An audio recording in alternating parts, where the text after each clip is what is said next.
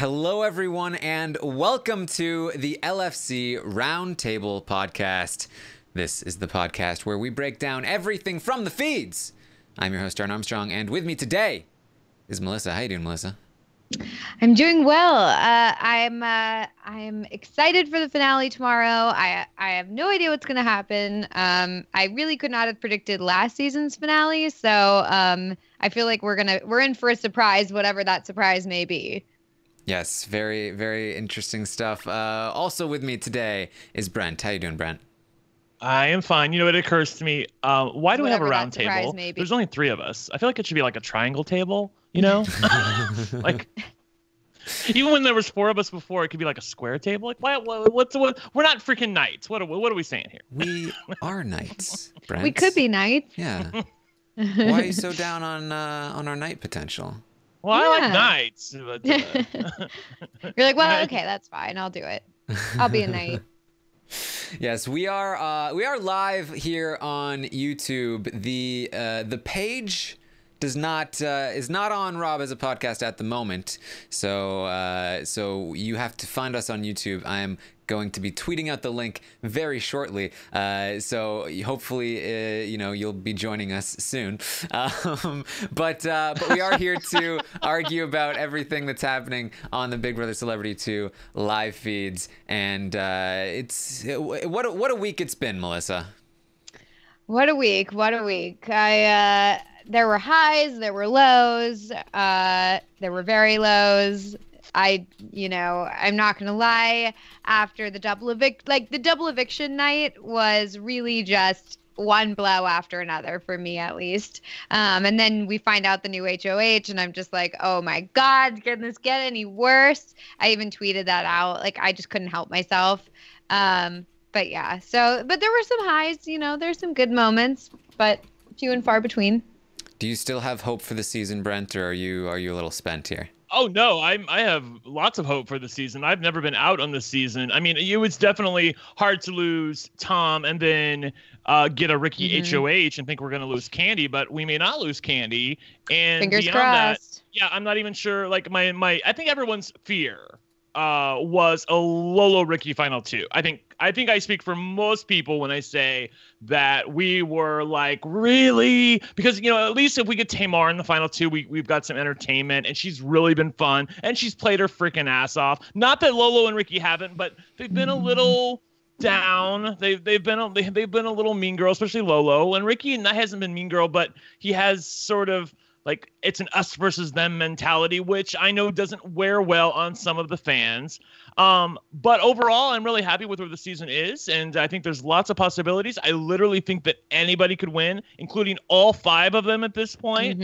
And that's sort of interesting. And I just think overall it's been a really great season. It's definitely been different than season one of Celebrity Big Brother, and I feel like we have the cast to thank for that.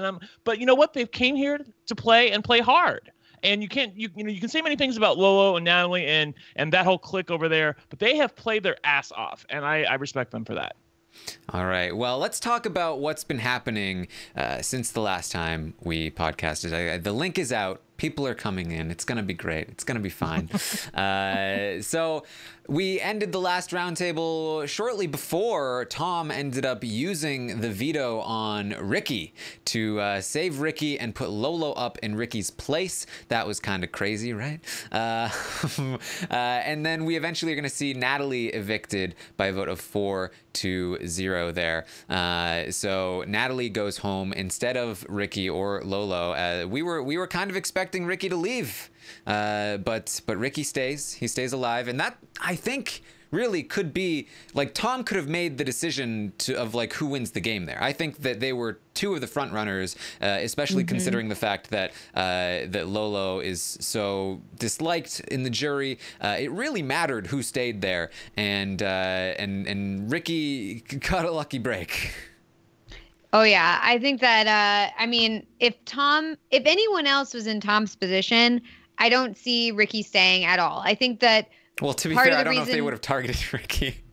Well, it was Tom. Maybe, but I just mean, okay, say everything is exactly the same except for it's not a guy like Tom who just like likes the idea of throwing in a wrench in the plans and surprising everyone. I feel like any other player in Tom's position would have just been like, okay, I'm sticking with what I wanted to do. I set out this week to get rid of Ricky. Let's do it. But Tom finds enjoyment in making everyone shocked, and that shock factor and that wow factor and that questioning, like, what, why, he like thrives off that sort of thing. So if any other player was there, they'd be like, look, I'm sticking to my guns. I'm gonna take him off. Or if they wanted to go with what Kandi and Dina were saying and try and get rid of Natalie, they would have just been like, look, I'm leaving them both on the block, but you guys can vote the way you want to vote. I'm leaving it up to you. I think that because he decided to do this crazy wild thing, that's why we're in this position that we're in right now, and we probably wouldn't be there without Tom. Yes, Tom certainly proved to be a wild card this season, and I've said it before, I think that really kind of saved the game in the sense that he blew up his own game and opened up the field for everyone else in the process. So Lolo is going to end up winning the HOH in the double eviction. She is going to nominate Tom and Kandi, right? I can't no, Brent, hold on. Oh, yeah. Hold sorry. on. Okay, thank you. I can't. Well, you probably should say who you're gonna. That was really good. You told me. No, I can't do it. I can't do it, Melissa. Well, you might need to. We probably should to do it. Fine. It's a live show. You can and you will. No, she didn't say Fine, that. I guess. I thought she was going to quote Arissa there. I really thought she was going to be like, you can and you will. And all the Big Brother Canada people were going to be like, yeah. But then she literally just was like, maybe it'd be good if you probably should, make your nomination. It was like so weak. All right, Kandi, I guess. I loved in the recap when they showed this, it was like, Tom, I'm nominating you, and then they cut to, and Kandi, I guess. It was great. So Tom, bit of a difference. Yes, Tom and Kandi go on the block. As we all saw, Tom is evicted by a vote of 3-0. Tom is gone, and we are down to the final 5. Next up, we are going to see Ricky win the next HOH, a big one. Big one for Ricky. Right away, I was calling this. I was like, hey, wow, Ricky has this in the bag at this point. He's won the HOH. He's guaranteed Final 4. He's going to be able to take out Kandi. And if he takes out Kandi, then Tamar will take him to the Final 2, where I think he probably wins. Lolo will take him to the Final 2, where I think he definitely wins. And if he wins, he takes either of them and wins. And I was like, whoa, look at Ricky. He's the favorite here. Not always the case, though. Things change in this house. He is going to nominate Kandi and Dina, with Kandi being his target. Tamar has a different idea. She doesn't want Kandi gone. I think that Tamar still wants to take Kandi to the Final 2. I think that's it is still so her hard plan. to decide what Tamar is going to be doing. Tamar. Why has nobody said Tamar yet? That's great. I don't understand. I came up with that on the spot. I'm a genius. I'm brilliant. No, but for real though, I mean, like, it's impossible to tell what Tamar's motivations are. I feel like I never understand what's going on. And even when she's in the diary room saying, like, I need to take Kandi, I don't believe it. I don't trust it. Like, anytime she says something, I'm like, I don't know if you're telling the truth or you're just, like, playing it up for people. I don't know. And so she's so hard to read. Yeah, it's tough. I do think that she, like, just the way that she's playing the game, she's constantly talking about how much she hates, like, Kandi, and how much she doesn't think she deserves to be there, and so on and so forth.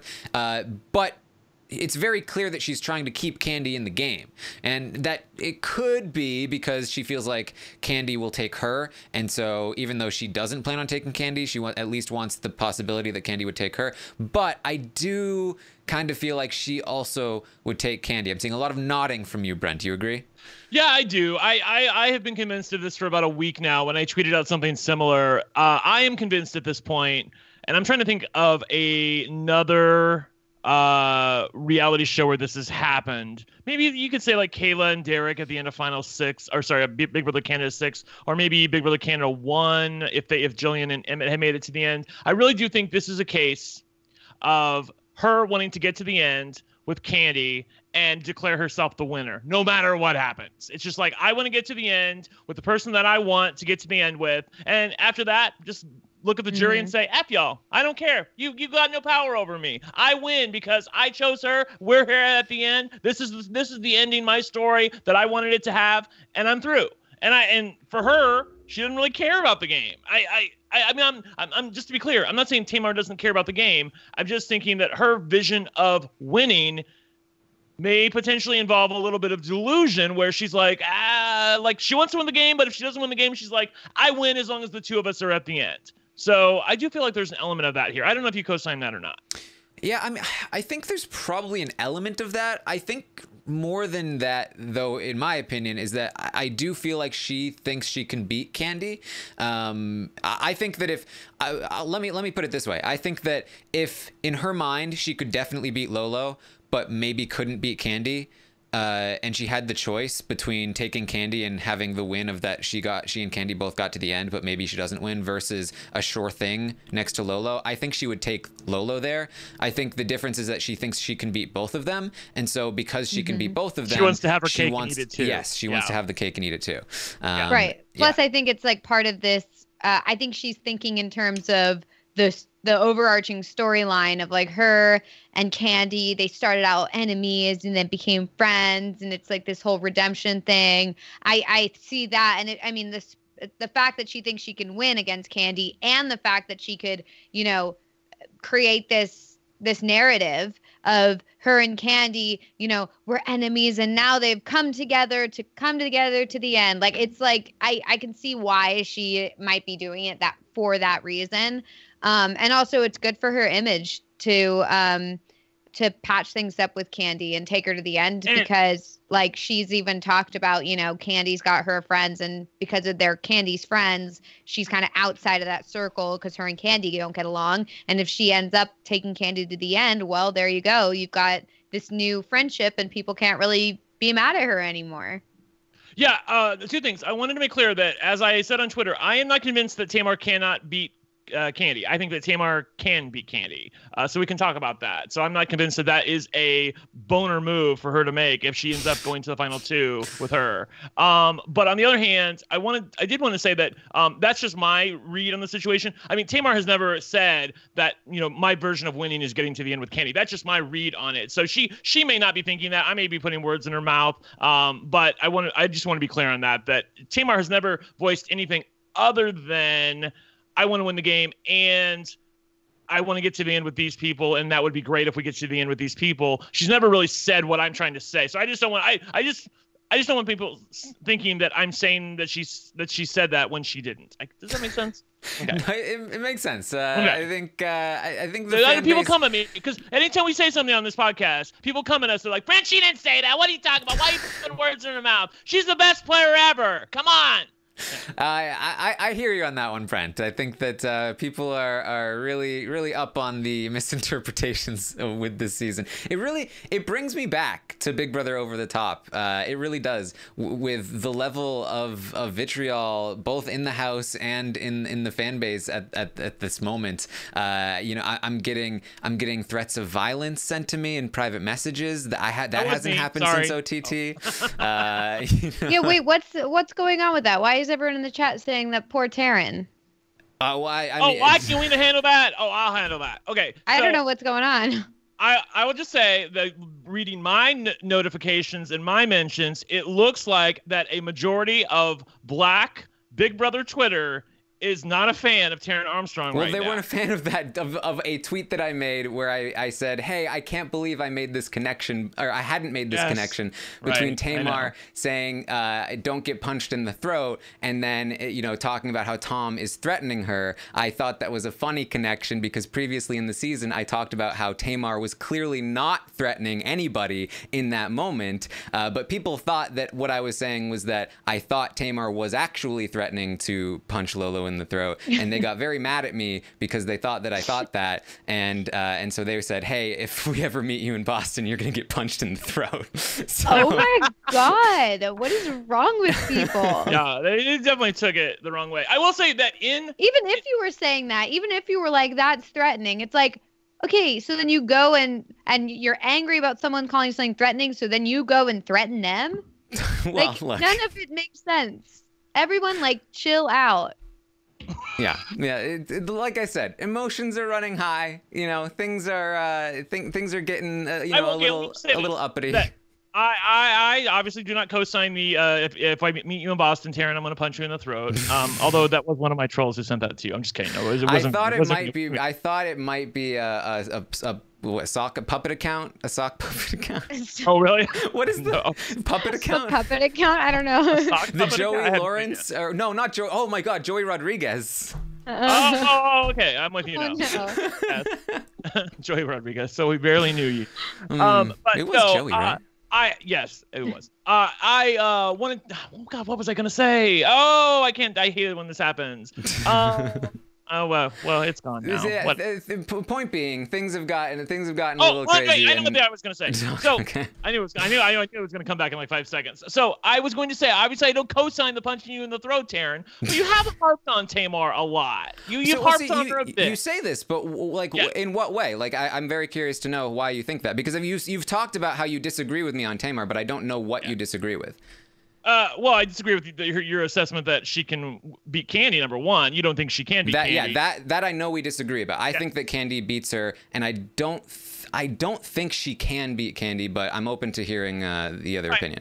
I think what's happening is you're on more than me, and so you recount the game more than me, and you then go over Tamar's faults more than me. And so it sounds like you're harping on it, whereas I really don't think you really are, to defend you. I really don't think you are harping on her as much as people feel like you are. It's just sort of the perception of it, because again, you're on every day and you're on recaps. And so people hear from you all the time, whereas me and Melissa are on once or twice a week. And so, if we were saying the same thing, it wouldn't even have the same sort of megaphone aspect as your voice carries over the din. So go ahead, I think Melissa. it's also a situation where, if you were saying the exact same things about Ricky, for example, or like Joey, for example, and they don't really have many stands on Twitter. Tamar has a lot of fans. That's the thing, is I think no one would care if you said it about Ricky. If you were over and over being like, Ricky sucks, Ricky's the worst. And not that you're saying that about Tamar, but I'm just saying, even if you said that, people would be like, okay, good assessment, thank you. And now because it's Tamar, they're like, whoa, you can't say that about my fave. So I feel like that's part of it. Is you've literally picked the worst possible target for any sort of critique at this point, because Tamar's stands are the most vocal on Twitter by far. Well, I mean, I guess it was unavoidable because I think they've all played poorly. So I've critiqued all of their games. Yeah, it's I feel like the people missed the boat when you criticized Tom Green's game and said, this I is was terrible move. He screwed himself. He played badly, and they don't seem to remember that. Tom played a much worse game than Tamar. Let's be real clear about this. Yeah, but people never remember that. Melissa, the most caustic view of this on Twitter is that Taryn likes the Tom Greens of the world, and he doesn't like the Tamar Braxtons of the world. And the underlying read on that is Taryn likes the straight, white, cis, male strategists of the world. I'm sorry, but that's absolute garbage, because I know it is standing the most. Kandi, he won't shut up about her. No. I was getting there. All right. I mean, I appreciate the support, but I don't want to bore people too much with. Shut up about Kandi. Look at that support. Anyway, I keep it real with you all. I keep it real. There we go. So anyway, Tamar wants Kandi to stay this week, and yes, I am very happy about that. Yes. And so she is putting in work to make that happen. She's talking with Ricky about it. She's kind of talking about hey, do we really want Dina in the end? Do we really want her to win this season? And Ricky's kind of agreeing with this. He's kind of feeling oh yeah, I might be open to the idea of keeping Kandi over Dina. In the meantime, Lolo is refusing to promise either of them a final 2 spot. She will not tell them who she's going to take to the final 2. They're both getting a little worried about that. So they also talk about potentially taking Lolo out if the veto plays out in a certain way. But the veto does not play out in a certain way. It was apparently a competition that involved hurdles. I don't know if we know this about Lolo, but she's an Olympic track athlete. Is she a Not only hurdler that, or she's an Olympic hurdler. Is she a hurdler? I wanna too? say thought She's she a was just sprinter. hurdler. No, she's a I'm hurdler. gonna look it up. I'm pretty sure She she's a is. hurdler. She's hurdler and bobsled. Fun fact: I was a hurdler. Really? Were you? It Wow. wasn't a That good scared one. the hell out of me. Was not Oh, a good okay. hurdler. My the only event Well, then I was I good could at say was I'm a the long hurdler, jump and the too. triple jump. I was not good at track. Yeah. Yep, she does. Few people are. Melissa's right. She's an American hurdler and bobsledder who specializes in the 60-meter and 100-meter hurdles. Well, there you She go. won 3 NCAA titles. Yeah, I've seen her. I've seen videos of her hurdling. It is insane. She just like flies over those hurdles. I don't know how she does it. Yeah, I'm interested to see this competition. Surely it cannot be what we're imagining. I'm sure it's not. Yeah. I'm hoping it's just like It's they just have to a hop track over setup. a table and Tamar's calling it hurdle. That's Yes. probably what it was. I mean, at least I hope so. We should specify. It was Tamar that said, of course, they'd give her a hurdle competition. Right. We don't know exactly. You know, it was excited to probably see not what a these hurdles 50-meter. Yeah. But I did tweet out like, really hurdles. We couldn't do like a songwriting competition or like how to manage your millions of dollars that you made from songwriting competition. Yeah, that would be a good one. So Lolo is going to win this veto, and unfortunately, Kandi does have a bit of a misstep here when she talks to Lolo. She tells her that she feels like Lolo has a good chance to win. I think what she was trying to do was explain that you know, hey, you can beat me in the end, but it did not come off that way, and it was very poorly put to Lolo. Lolo was very angry about this. They got into a little bit of a fight. Then Lolo wins the veto, and she feels very strongly that Kandi needs to go because she knows that Kandi's not going to take her to the end because she thinks that Kandi feels like Lolo can beat her. So she wants Dina out. Tamar is like, yeah, I hear what you're saying, but you know, Kandi would be good to have. Remember how we don't like Dina? Remember that part? Yeah, remember that part? Yeah, that would be bad to have her as the winner of the season. Remember that? It's so funny with Tay because, you know, all yesterday and then today she's been like, Tay, do you care who goes? No, but I really can't. I can't with Dina. So she does care who goes. So you do care. She does care. Like every time this question gets asked, she's like, I don't care, but, and then she proceeds to tell you why she does care. So yeah, she wants Kandi to stay. I think at this point, Kandi's staying. I think these Looney Tunes are going to keep her. Oh, I hope so. I mean, as of right now, I think it's still a little bit up in the air. They haven't actually come together to decide quite yet. But it's being talked about. Lolo considered using the veto on Dina to force Tamar on the block in order to ensure that Kandi leaves. You know, the thing that she really hated Tom for considering. Yeah. She was the thing considering made Tom doing such that. a bad guy. Yes. Threat to force them to make the appropriate game move that you want them to make. It's like moving a chess piece here to force them to come block you. That's not a threat, people. Okay. Yeah. So Lolo was considering doing that. Tamar was like, "No, I don't think that's a good idea. I would like if you did not do that." Good for her. Good yes, for her. yes, and convinced Lolo not to do it. Lolo decides against doing it. Then today we had some more movement, and it was actually, I think, some significant movement. We first had Dina talking to Lolo about how, hey, you don't realize this, but Tamar and Kandi are so tight. They are 100% taking each other. They have made a vow. They are going to take each other to the end. You need to know this. And Lolo was like, for real? Is that real? What? I wish I'd used the veto. And so Lolo's starting to feel like, oh wow, like, and Dina's doing good work. She is like completely pulling the wool over Lolo's eyes. She's also, and I think this is very significant, over the course of the last few days, like I said, Ricky was in a great spot. However, Lolo was starting to think Ricky's too likable. I can't take Ricky. I can't beat Ricky. I need to maybe take Tamar. Maybe Tamar is my better option. However, this conversation with Dina seemed to fairly convincingly tell Lolo, hey, I don't know why Dina's saying this, hey, your best shot is against Ricky by far. You can easily beat Ricky. Tamar, she could probably beat you. definitely Ricky is the person. And Lolo was like, really? Because I was thinking, she was like, no. Remember Tom and Kato? Tom hated Ricky. Tom would definitely vote for you. You've got all these other votes. And Lolo was like, okay, yeah, you're right. So Lolo's starting to feel, I think, like she would probably want to take Ricky over Tamar now. It's looking like Ricky went from good position to not great position to maybe good position again. And Dina's looking pretty safe at this point.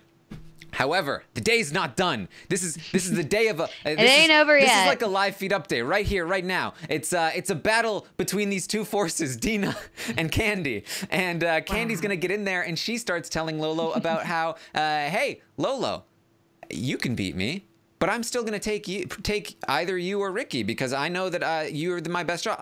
Am I gonna take Tamar? Absolutely not. Tamar's such a jury threat. She can beat me. She can beat all of us. Kandi reinforcing the idea that Tamar is hard to beat in the end. I think this really solidifies with Lolo that she probably should not take Tamar. I think this was not a good day for Tamar. And so Kandi does some even better work. She's looking at the memory wall. She's pointing to votes, and she's starting, like, Lolo's like, I hadn't thought about that. I probably can beat you.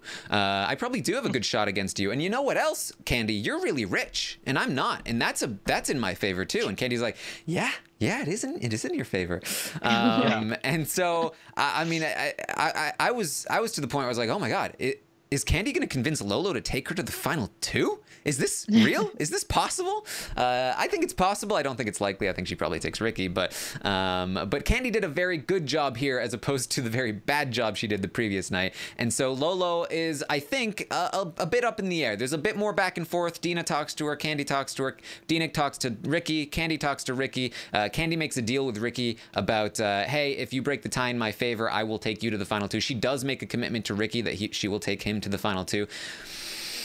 I'm inclined to maybe believe this. It's hard to tell whether Kandi would take Tamar or Ricky. She makes a promise to Ricky, and she hasn't really lied to anyone in the house. So it's weird to me. She did not make a promise to Lolo, and her fate lies in Lolo's hands almost more so than it is Ricky's at the moment. So hard to tell exactly, but basically, the point is they all got together and they kind of discussed it, and there's still not exactly a concrete decision that is made, but Tamar is leaning toward keeping Kandi. I think Ricky is leaning toward keeping Kandi, and I think Lolo is at worst kind of in the middle, not entirely decided. And I think that points toward a let's stay Kandi, and then Kandi's in a good spot. However, Kandi did have to make promises, like to Ricky, that if that got to Lolo, that would not make Lolo happy. If that got to Tamar, I think it might not make Tamar very happy. So I think it's a little tenuous, and I don't want to say that Kandi's definitely staying yet, but that's where we are right now as your mini live feed update. Melissa, how do you feel about all this?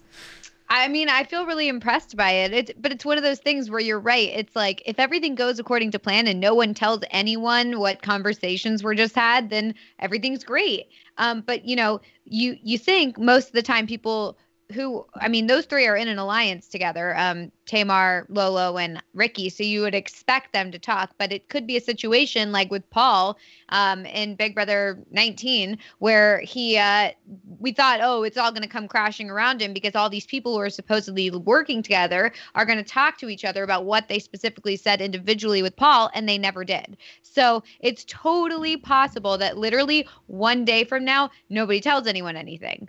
But who knows? They might just spill the beans and everyone could say everything, and this could end really poorly for Kandi. I hope not, but I think that Kandi did some really nice work.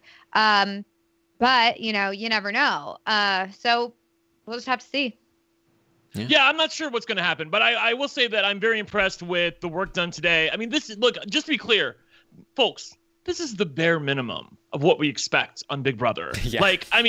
We're praising it like, it was a great day of feeds, but this is what we did not get at the end of Big Brother 19. We did not get people pleading for their fate, to do anything, to say anything, to try to stay in the game, give yourself a chance to win. People just give up, and that's what we can't stand. So having said that, I'm thrilled that they've decided to do it, but I'm not going to, sing their praises. I will say that I don't buy that Kandi's fate has been hurt much by having to make a few promises here and there. I still think she's in a relatively great position. And to be clear, I do think that she is favored over Tamar, but I do think that Tamar can beat Kandi in the end.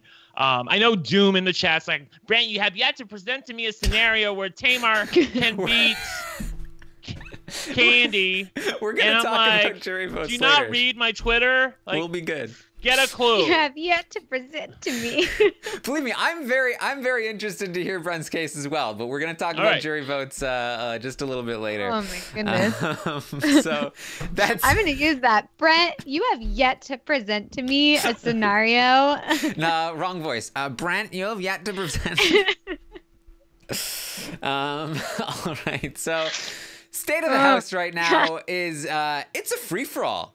It really is. These people have dropped all pretense of alliance at this point. It's really just a matter of who takes who to the end. And here are my thoughts, and we'll get you guys your thoughts as well on who each person is going to take. I think Tamar, we've talked about, I think is probably taking Kandi. I think that's honestly one of the things I'm more confident about at this point. I think Kandi, as we just talked about, I think she takes Ricky, but she may also take Tamar.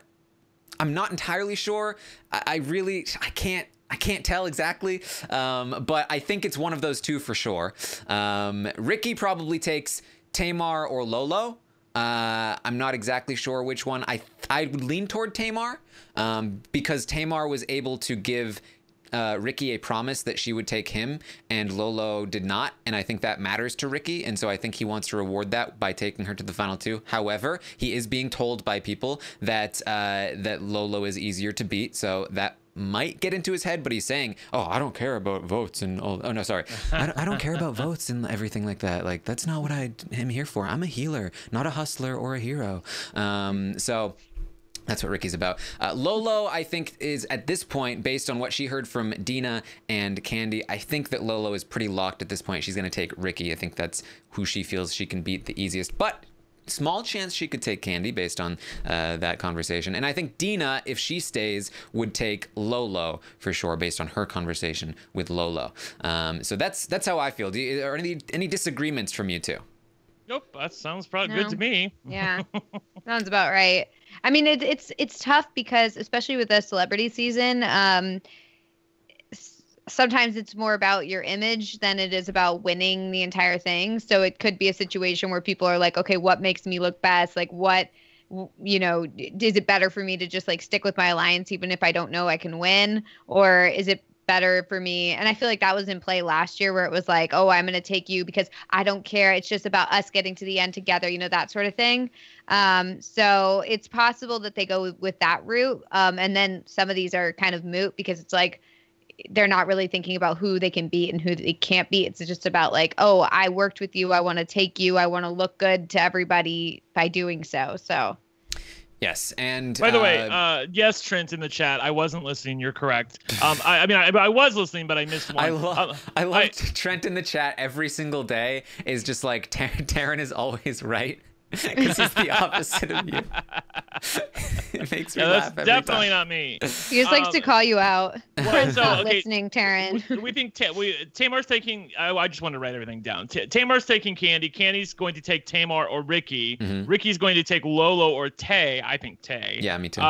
Lolo is going to take. That's the one I'm not sure about. Ricky, do we think? Ricky. Based on the conversations today, it was pointed out to her multiple times that Ricky is her best bet, and I think Tom she took that in. Yeah. And then Dina. I think. I'm not even. I guess I should consider her, but I really don't think she's staying at this point. So I think we'll see. I think she would take Lolo based on. I think she would also vote for Lolo in the end. I think she was being somewhat genuine in her conversations with Lolo about wanting her to win, and that's why she was giving disagree her. With that. Okay. Well, I think that's why she was giving her the advice of you should take Ricky. You can beat Ricky. Right. I think she's wrong about that, but I do think that she genuinely feels that way, and I feel think like she would Dina take her. Has held a grudge against them ever since the first week and when they evicted Jonathan. So I think that if she goes out to the jury, also they're gonna have like a 5-10 minute break to talk to Dina during the commercials. I don't feel like there's any universe where she votes for Lolo, but I could be wrong about that. Well, I think she's at the very least inclined to vote for Lolo. Okay. I mean, what she told Lolo was, because Lolo was like, but Jonathan's gonna be so mad at me, and she was like, I'm gonna go out there, I'm gonna give him a look like, Jonathan, Come on. So Understand what she cares about him. She hasn't seen him in 15 years. What the hell? I don't know. It's odd. She also hasn't seen her boyfriend in 5 years, so that's right. you know. Yeah, there's somebody. It's not called catfishing. It's called. Sorry, sea I bass. shouldn't make fun of Dina. I feel bad. Oh my! Well, is that where we are now? We can't make fun of Dina. Oh my God. Save me. I'll make fun of her in the game. I don't want to make fun of this whole situation. Oh, wow. Oh my God. I just feel bad for her. I'm telling you folks, I'm gonna get fired one of these days. If we're at a point where we can't even make fun of Dina, that's just my own job. That's just my own personal thing. You can make fun of Dina all you want. Right. All right. So yeah, that's sort of how I see it. Somebody asked, it's gone now. I'm sorry, but somebody asked in the chat who Tamar would take if Kandi is evicted, and if Kandi is evicted, I do think Tamar would probably take Ricky. I do think that's. I agree with that. Yeah, I think that's what would happen there. So that's what we've got there. You guys ready for the stock watch? Yes, oh boy. I am. I need to open up the doc. Yes, go ahead. Proceed, Governor. All right, here we go. Here it is. Stock watch open.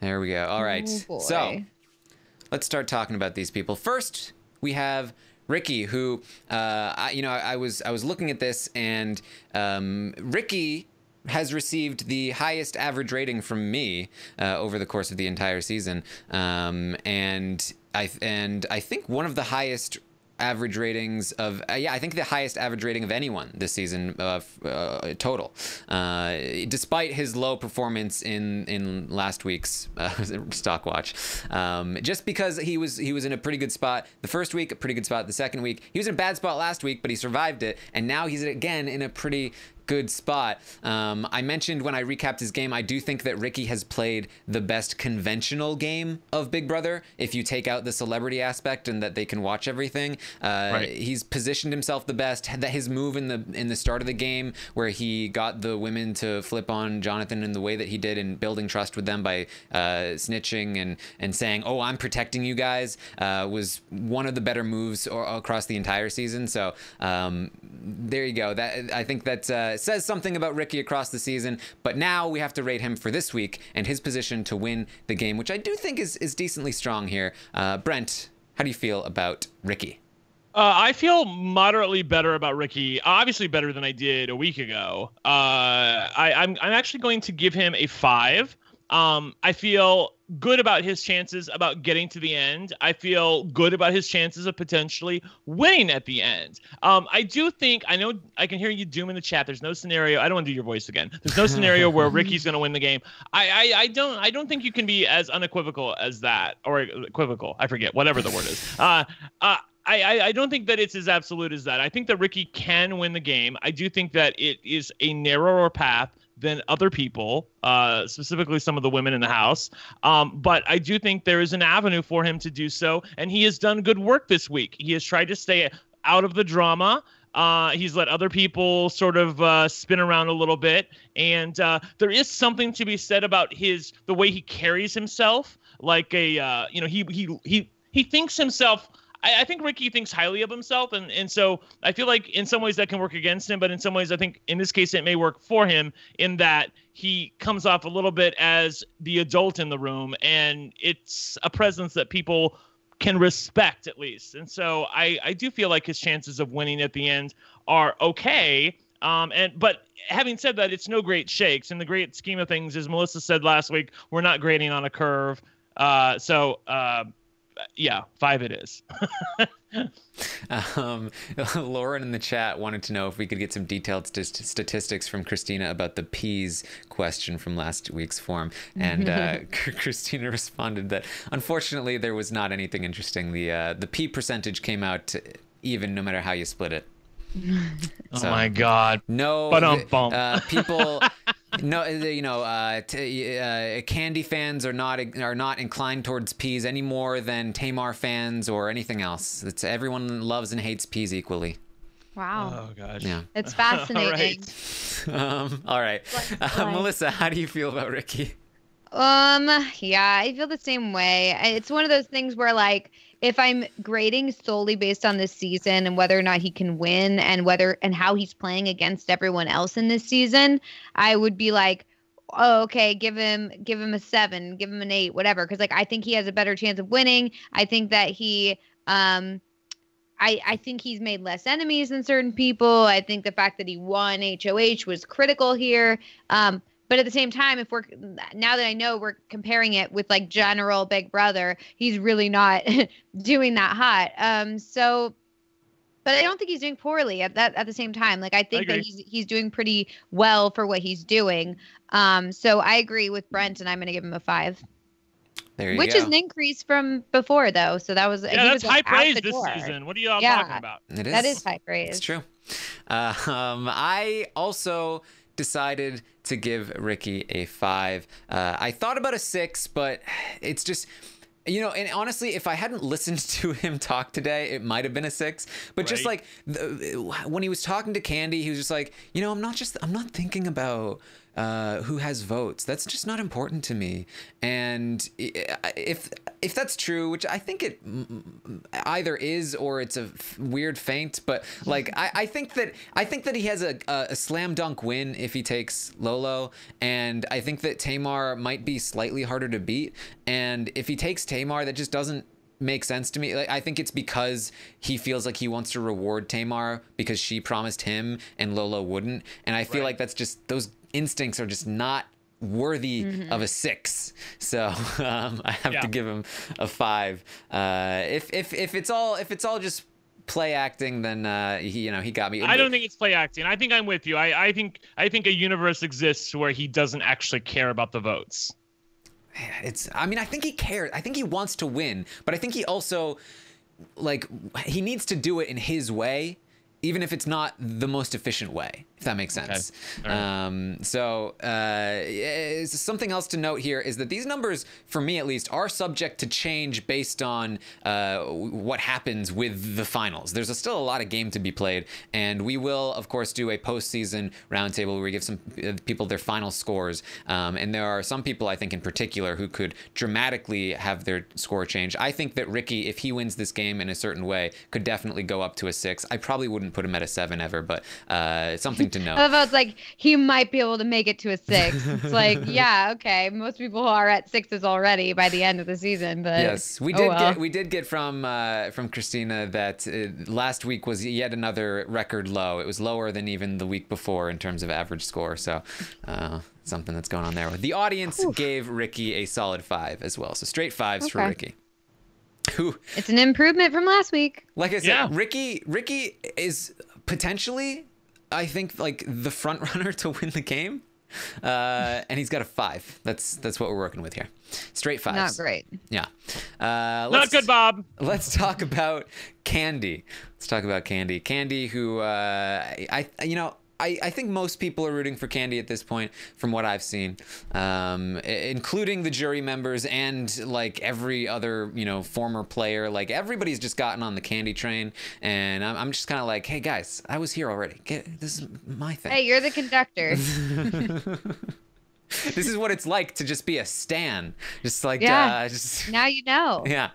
So Kandi, who has done some good work this week, also had some mistakes this week and still has kind of a difficult path to the end. I think she does have to survive this week. Then she needs to be able to win or have Tamar win and actually have Tamar fulfill what we think she will do, which is take Kandi to the end. And then she does need to win the jury vote, which I think she will. But Brent is going to make a case for why potentially she might not. So there's that as well. So I'm feeling pretty good about Kandi. I think that my confidence in her jury vote capability supersedes the less likelihood that she will get to the final 2, and I'm willing to put her at a 5. She is somebody for me that if she ends up winning, like for instance, if she has convinced Lolo to take her to the end over Ricky and Tamar, then I'm gonna bump her right up to a 7. That's how much she can change here. If she just wins because Tamar takes her or whatever, then maybe a 5 or a 6 is still appropriate. appropriate. But still, in my opinion, the best celebrity Big Brother player on the season. Brent, how do you feel about Kandi? I was just thinking when you were like, if she actually convinces Lolo to take her to the end over Tay and Ricky, I'm going to give her tens across the board. I'm like, straight 10. Right? 7 is definitely the ceiling on this season. Easily, it's hard to get there. So I gave her a 6 last week, and I'm asking myself, did she do better or worse work in terms of advancing her cause of winning Big Brother? I think she's done a little bit worse, actually. She had a couple of chances to win a few competitions. She didn't take them. She has no allies in the end, except for seemingly Tamar. She may be able to survive this week, so I'm going to give her credit for the good work that she's done. And she's been able to basically what I think is a required skill in Big Brother. You need to be able to lie straight to people's faces when the time comes for it. I mean, like, you don't have to make it an active part of your game, but when you need to save your butt, you need to get in there and lie with the best of them. And she's shown an ability to do that. And not just an ability, a willingness to do that, because I think most people have this ability, but some people are just unwilling to do it. And she obviously is. I think it's great that somebody who is as successful as Kandi is willing to go in there and, sacrifice her integrity to play some stupid reality game. I really am very pleased with that, because she could easily be like, I don't have time for this shit, and, take her spot as 5th place finisher. But she doesn't want that, and so I'm here for it. Having said that, I loved seeing how into it she was on the episode. Yeah. And I think we had it right that I think people in the beginning thought that maybe she didn't care. I don't think that that's true at all. I think she did care, but she was very unfamiliar with Big Brother and how it works. And she made a lot of mistakes, and she told people honest truths, which she shouldn't have done early on, and consequently was a little bit ostracized for that because she wasn't willing to make nice with people that she maybe needed to make nice to. But by week 3, which in Celebrity Big Brother time is like, eviction number 6, she was up to speed on the game, and I feel great about her. Well, I shouldn't say great. I feel good about her right now. So I think she's done a little bit less work than she did last week, and so I gave her a 6 last week, so I'm going to give her a 5 as well.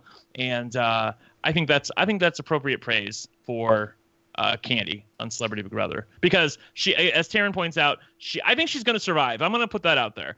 So, but at the end, she needs to win the final HOH or have Tamar take her and then win. So her path is probably like 25% at this point, maybe even less than that. It's probably the hardest of the 4.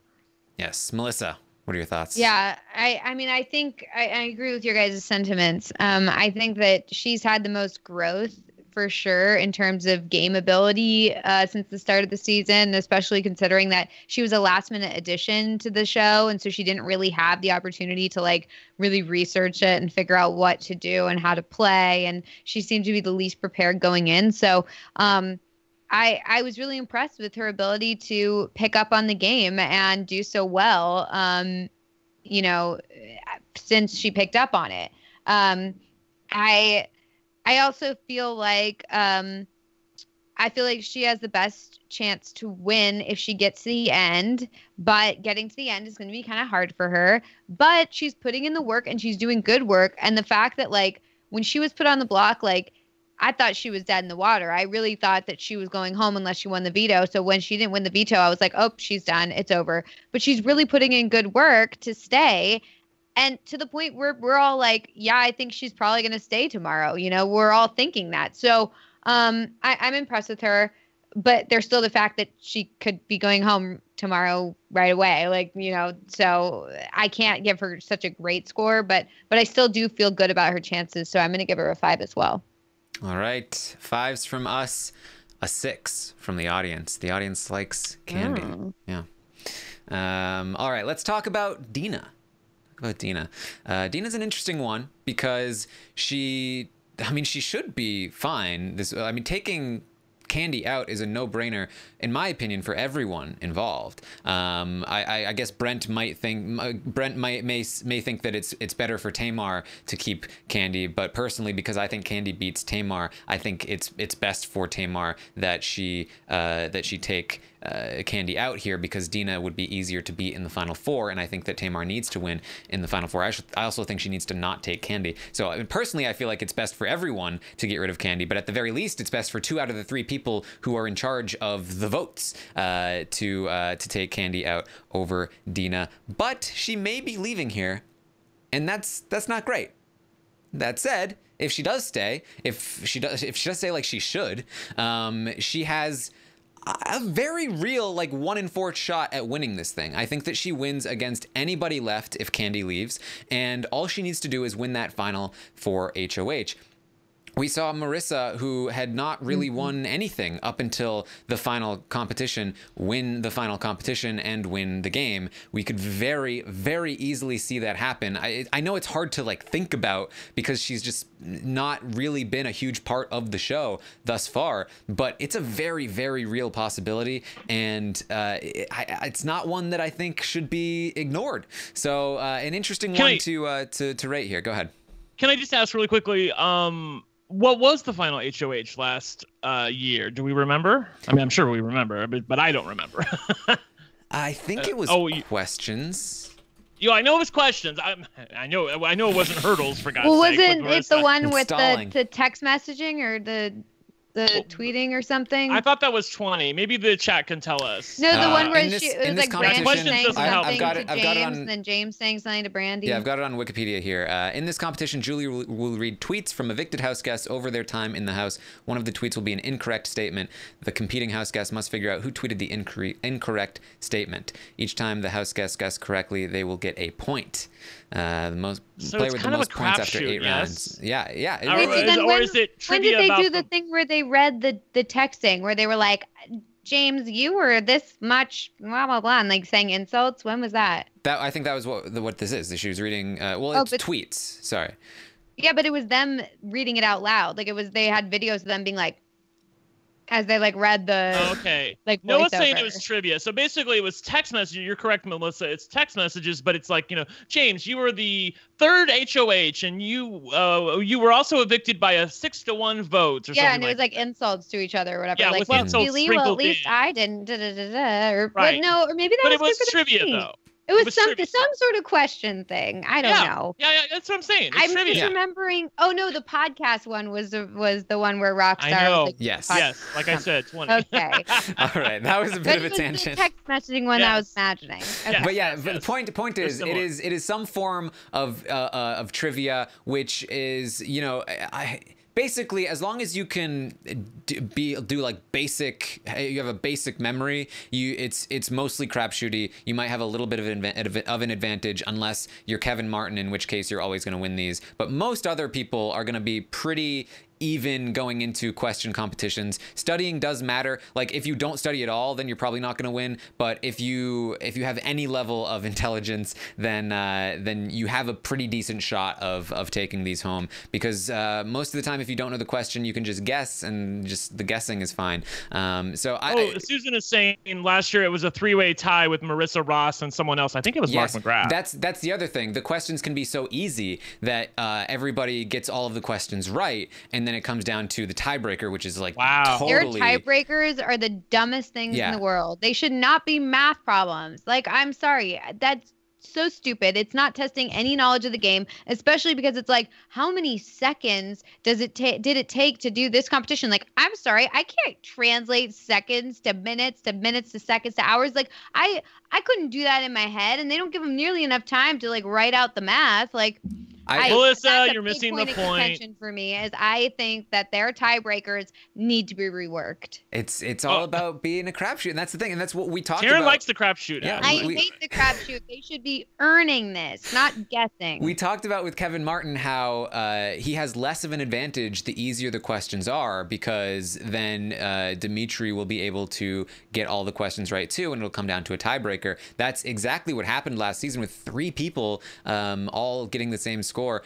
Dina has also not been bad in the question competitions thus far. So just don't sleep on Dina. If she survives this week, she has a very real shot at winning this thing. I don't want people to be taken off guard. We've been talking about it all season long, I know, but I think people have started to be no way.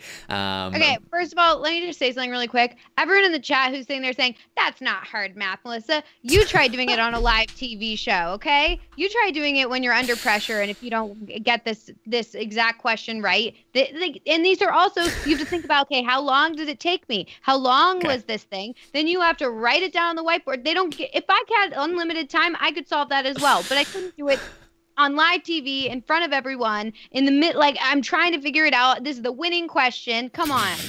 It's garbage. Everybody know. They're like, oh, Melissa, come on. You don't know what 60 is? It's like, I know what it is and I can solve it. But I'm not going to sit there on live TV and properly solve a math equation in my head when I can't even write it down. This is the most mad she's gotten all season. Well, right? It's annoying to me, but people are like, Melissa, come on. Like, they were coming at her in the chat. Yeah, what the heck?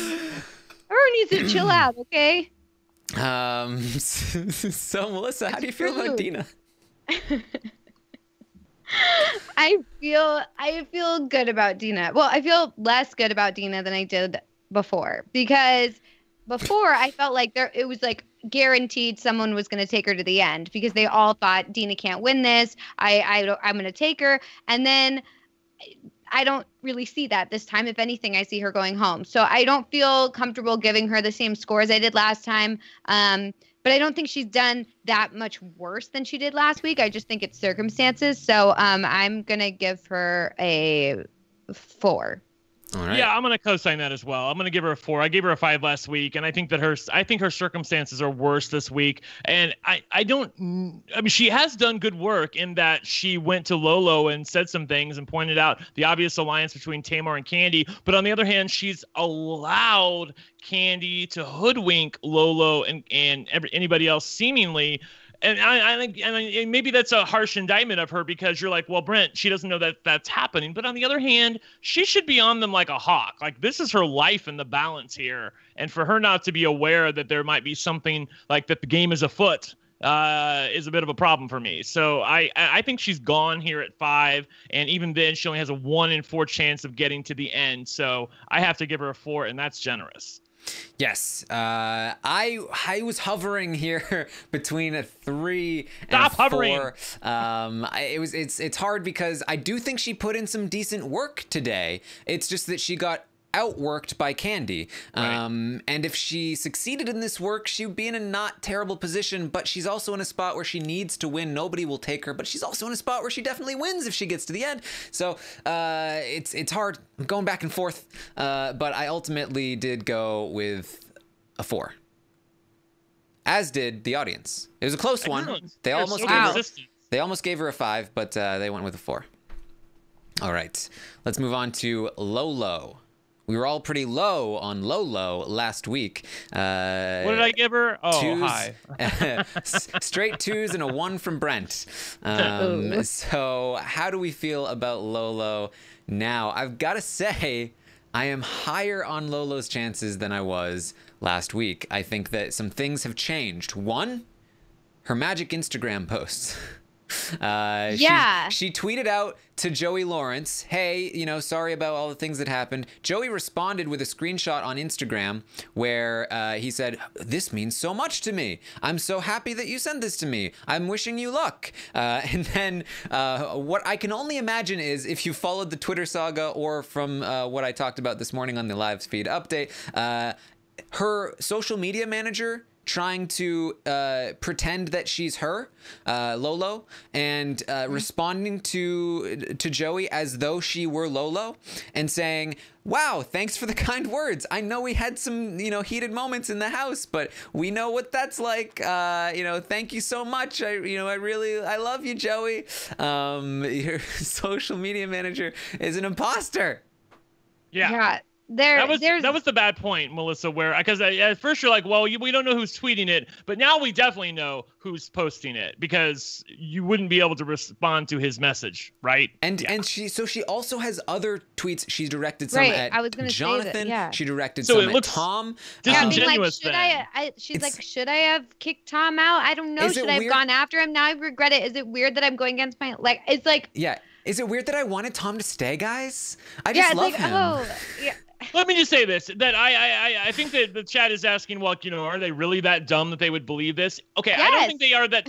Here's the thing. I don't think they are that dumb. But if they are that dumb, they will be corrected when they get to the finale and say, like, look, that wasn't her. Like, dude, that was not her. Come on. Do you think anyone will say that? I think Jonathan's a busybody. Well, here's the thing though. Like the Instagram post obviously was definitely not her, but the Twitter posts, you could still, they might be her because she can Don't tweet they things. say on it though? Like if it was tweeted from the house, I was wondering that. Like, do they clarify whether it's tweeted by some? No. They should do that because they should do that. Yes. Because otherwise, anyone can be tweeting stuff. I mean, think about it. If someone is running their account. Like say like a family member is running their account. We've had people have family members run their accounts and like go off on people and get like really into the fray of everyone arguing. And like if you were to think like, hey, wait, is that so-and-so tweeting from inside the house? You'd get confused, even though, it probably is not them. So I think that they really should clarify like, hey, this is coming from inside the Big Brother house rather than just like, who knows what tweet comes from them and you're expecting this is Celebrity Big Brother. Well, I think this right here is showing why we would need something like that because I agree. I'm with you. So many tweets out there. You could absolutely hire a social media person to go on there and go to each jury member individually and be like, "Hey, you played a great game. It's so tough for us in here." Like, and totally appeal to every emotion. And I mean, maybe that's part of the game. Maybe that's what this is now. Is just like hire your social people to do stuff for you. 100%. If things stay the same, if going into next season, the celebrities should hire a good PR person to run their social media, to run their Twitter account. And then that PR person can read the exit interviews and get a sense of what people are upset about and tweet very specific messages that you could never have thought of because you don't know what they're thinking, to address all of their concerns and make them feel good about you. And then you just need to pretend that you did those things. If they're like, hey, I really appreciated your social media post, your Twitter post. Oh, thank you. I felt it really represents how I feel about everything. Right. I'm telling you, this is a real strategy that people should be using. I absolutely think it's a real strategy. I think that they should be doing that. I mean, clearly it's by the book. Like, you're fine with doing it. No one seemed to have any issue with Lolo doing this. So, and it makes Lolo look really good. I mean, if you sit there and read her tweets and you're like, wow, this is what she's really thinking in the house. It's so, poignant. It's so kind. It's like, I would be inclined to vote for someone if they reached out to me while they were still in the house being like, hey, I'm sorry it had to end this way. You're awesome. I think you're amazing. Blah, blah, blah. I'd be like, okay, yeah, all right. I like this person now. And yeah, I mean, it's a good strategy. It's brilliant. I will say, I am inclined to believe that the Twitter posts are coming from Lolo. I think that the Instagram thing was probably just a one-time thing. Right. So I do think that Lolo is doing something. At the very least, if you can't do the publicist thing, you should be doing what Lolo... she's either doing the publicist thing, which is genius, or she's doing this, which is still a good idea, which is use the social media to advocate for yourself with the jury in a way that the house guests can't possibly see, and that is going to be very effective. And I do think that Joey is probably going to be a vote for Lolo heading into the finale, unless maybe she's against Dina or Kandi. But I do think that she kind of locked Joey in as a vote from what it looks like based on what he was saying on his social media, and that makes a big difference when it comes to her chances in the game, not to mention the other posts that she's made that might help her a little bit. Go ahead, Ren. No, go ahead, Melissa. Melissa wanted to say I was just going to say that, like, I honestly, if Lolo wins this, I would absolutely chalk it up to good jury management. I mean, I think she's doing a really good job, especially, like, okay, even with the Tom eviction, when Tom is, like, heading out the door and she's like, oh, good job, blah, blah, blah. And even when she put him on the block and was saying, you're just a really good competitor, I have to get you out. If I was Tom, I'd be like, I respect that. I respect her. She's doing a good job. And then you look over at someone like Tamar or even Natalie, who only like shook his hand and wouldn't give him a hug when everyone else was giving him a hug. It's like those kinds of things are just bad. Those are bad. I mean, you can't do that sort of thing. But Lolo, like, shockingly, because she's the person you'd least expect to do good jury management, is doing great jury management right now. And whether that's her or her and a PR person, like, so be it. She's doing a good job. Yeah, I will say, Deborah in the chat tweeted or posted in the chat that Jonathan Bennett has tweeted a response to someone telling them not to believe it's Lolo. I'm guessing that's in regard to the Instagram post, but it could be in regard to the Twitter as well. Like I said, Jonathan, I said this about like 5 minutes ago. Rewind the tape. Jonathan is a busybody. He will make sure that people know that that is not Lolo who's talking. And here's the thing: if it has been Lolo on Twitter this whole time, then her social media person really screwed up by doing the Instagram thing, which really casts some doubt on the other messages.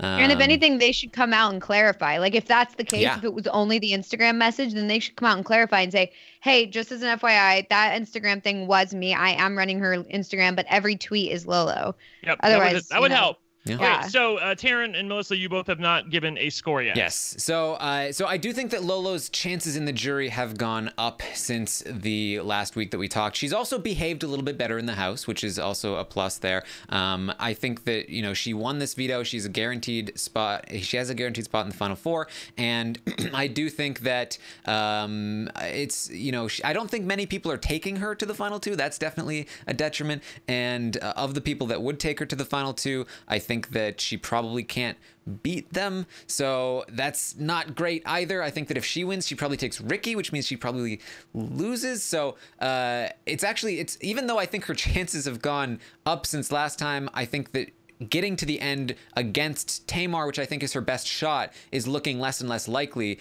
given that she seems to have switched on to Ricky. But she's so fickle sometimes that she may switch back to Tamar eventually. So I'm just hovering between a 2 and a 3 here, and I'm gonna go with a 3, just because I do think her chances are better, and juries can be unpredictable. So I'm gonna go with a 3. Brent, what do you think? I really want to give her a 1 again, just for shits and giggles. But I'm going to call it as I see them. I'm going to give her a 2. I think that these tweets actually might be more harmful than good if people think that everything is fake. So I'm not inclined to believe that it's necessarily even a good thing. I'm not even inclined to be sure that she's actually the one doing it. It might just be some do-gooder friend of hers who's decided to try to help her out and thinks her chances might be in the tank and thinks, okay, what can I do here to push her up a little bit. So overall, I still think that she's the least likely person of the final 5 to win. I think that she has made insurmountable damage to her game, to the point where it would be very surprising to me if she actually won the game. She has been nicer of late, which is why I'm going to increase her score to a 2. But I still don't think that that's basically it's too little too late for me. And I also don't think it's a good look on her that over the past 24 hours, she's been talking about who needs the money the most. I don't think juries like to hear stuff like that, but who needs the money. If she tries to make it about that, I think the jury's just going to slap back at her or snap back at her. And although they might want to slap her too and say, look, we're looking for who played the best game. We're not looking for who needs it the most. So not a good look on her. And I don't think you can go any higher than a 2. Taryn, I am shocked at you. Yeah, well, and she doesn't like it too if you bring up her rental properties or if you bring up her nice car. Hey, the only reason I have a nice car is because Jaguar and the other Porsche, they sponsor me. So that's the only reason I have a super nice car. And those properties, they're not worth much, just like a couple $100,000. So it's like, all right, chill. Yeah. So Melissa, how do you feel? By the way, before Melissa talks, Kandi was really in a no-win situation. She should not have even walked into that earlier today about trying to talk to Lolo about what votes she may or may not have. If you tell Lolo that she has votes, she's going to be mad at you because she thinks you're not going to take her to the end and that you're trying to make her look bad. On the other hand, if she said to Lolo's face, bitch, I don't think you have one vote on the jury, Lolo would have taken offense to that too. So just avoid the subject altogether. Just all you need to say is, look, I want to take you to the end and you can beat me. Like, just talk about yourself and what you're going to do for the other person. And that's good, big brother. Anyway, moving on. Melissa. Yeah, I agree with everything you guys were saying, but I do think that she's doing better this week than she was last week. Last week, I was like, there is absolutely no chance she's going to win. She's doing so poorly in terms of relationship building, and she's just causing problems. But now I feel a little. I mean, and honestly, I thought she was going to be leaving pretty soon, but she's been winning so much. I'm very impressed. So yeah, I'm going to give her. I'm gonna give her. What did I give her last time? A 2. I'm gonna give her a 3. All right. And I will say something else that should be pointed out is that I do think the episode last night hurt her chances. I mentioned this morning that shortly after the episode, we saw Kato liking an anti-Lolo tweet. Jonathan has been liking more anti-Lolo tweets since then. It really, I think it increased the volume of anti-Lolo tweets because it was a kind of anti-Lolo episode. And so it makes it more likely for them to like those kinds of tweets and for them to feel that way themselves if they're watching the episode. So we're reading into a lot in terms of these likes, but from any semblance we have of understanding of the jurors, that was definitely not great for her. But the audience agrees with Melissa and myself. The audience gave Lolo a 3. So gone up from last time. Excellent. Finally, let's talk about Tamar. Willing to bet Brent is the highest on Tamar's chances. So Brent, let's start with you. Yeah, I'm going to give her a 6. Whoa. And I know that might be high praise because you're like, well, Brent, where are you coming from on this? First of all, I'm willing to plant my flag in the sand and go, I believe in her. I think that she has a great chance to win. I think that that there may be more than one person at the end who's willing to take her. I still think that Ricky will take Tamar to the end. And I also think that Kandi will take Tamar, although that's a harder road for her, obviously, to win. And obviously, if Tamar wins, she's going to take herself. And I don't think that it's beyond the possibility that Lolo might take Tamar. I don't think it's likely, but I think it's within the cards. So she has a relatively great chance of making it. And the veto was not used today. So she's definitely safe for this round. So given that and the fact that of the people at the end, I trust her ability the most to win this kind of a competition. Let's be clear. Tamar has won 3 competitions, and she's not somebody who I think she's not just going to lay down and die. She's obviously going to try to win. She has been thinking about Big Brother for a while. She wants it. I think and here's the thing, if she gets to the end, which I think she has a great chance of doing, I think that you cannot discount the possibility that she's going to come off as the realist of the people who are there. She's the most authentic Tamar that there is. I think that other people might get tripped up by trying to say things that they think the jury might want to hear. And I think that maybe through the game, they might have been tripped up by saying things that the jury might or might not want it to hear. But Tamar has always been true to herself, whether or not you liked her dancing as Tom walked out the door, which I'm sure Tom has heard a lot about. But at the end of the day, he knows that that's her. I think here's the thing. I'm biased on her because I do think that there's a big part of Tamar that plays as I would if I was in the house, because I think I would let people have it. And at the end, I would hope that they realize, you know what? At least I wasn't bullshitting you. Like you knew, like I was like Sandra in Survivor. Like at least you know what you're getting with me. So I think like Sandra is a good comparison for Tay. Sandra obviously is better at massaging what she needs to say to people. But on the other hand, I feel like that's Tamar's biggest strength is that she comes off as truly authentic. So combined with her ability to win, combined with her likelihood of being taken to the final 2, and combined with the fact that I think she can beat anybody on the board, including Kandi, which I can talk about before I give my score. I think that if she gets to the end with Kandi, as I said on Twitter, that she's going to get the votes of the people in the bedroom. She's going to get Ricky. She's going to get Natalie. She's going to get Lolo, who by default would be on the jury if she's at the final 2 with Kandi. So that's 3 votes. She only needs 5 to win. I think she's definitely going to lose Tom and Kato as votes at the end, and maybe even Dina as well, who would vote for Kandi. So then it comes down to Jonathan and Joey and Ryan. And I think that maybe you think I'm crazy. Maybe you say, well, Brent, he tweeted out this, or he responded to this, or he liked this anti-tape. He said if Tamar and Ricky were in the final 2, he'd walk away. He wouldn't even want to vote.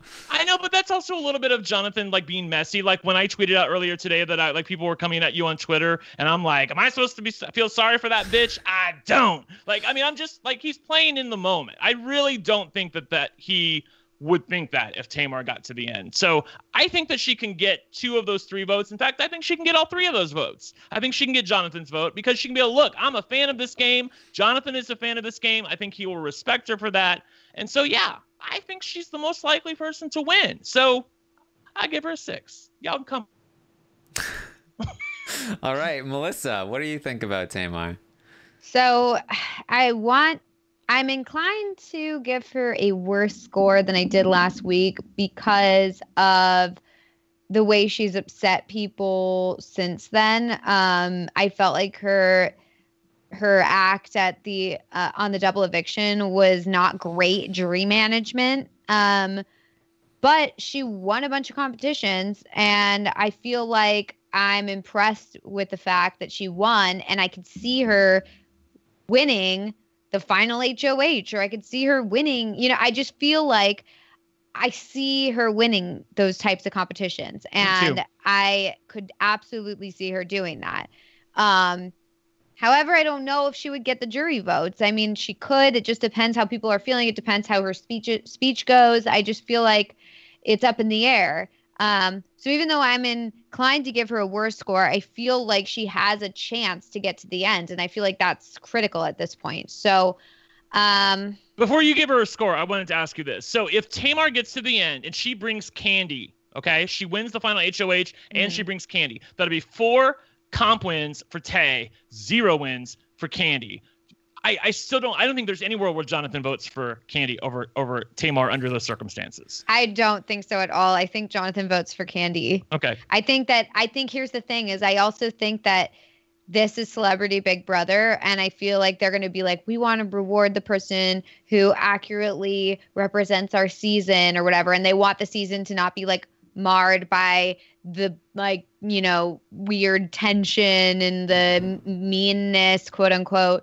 And I could see them being like, Kandi's been so nice and kind the whole time. We should, reward that. And clearly she she must have done something right to get there. And I feel like that's what they're all going to think about when they go to vote. And I don't know if they're going to be like, okay, let's see who won the comps. They also might even be like, Kandi didn't even need to win a single comp. And look at her. She's in the end. It was all social. Like, I don't see Jonathan voting for Tamar under any circumstance. And I mean, unless it's Lolo and Tamar or something, maybe. But I just feel like Kandi has the votes. If it's Tamar and Kandi, I think Kandi has the votes. So what is your score here? My score is a 4 again. All right.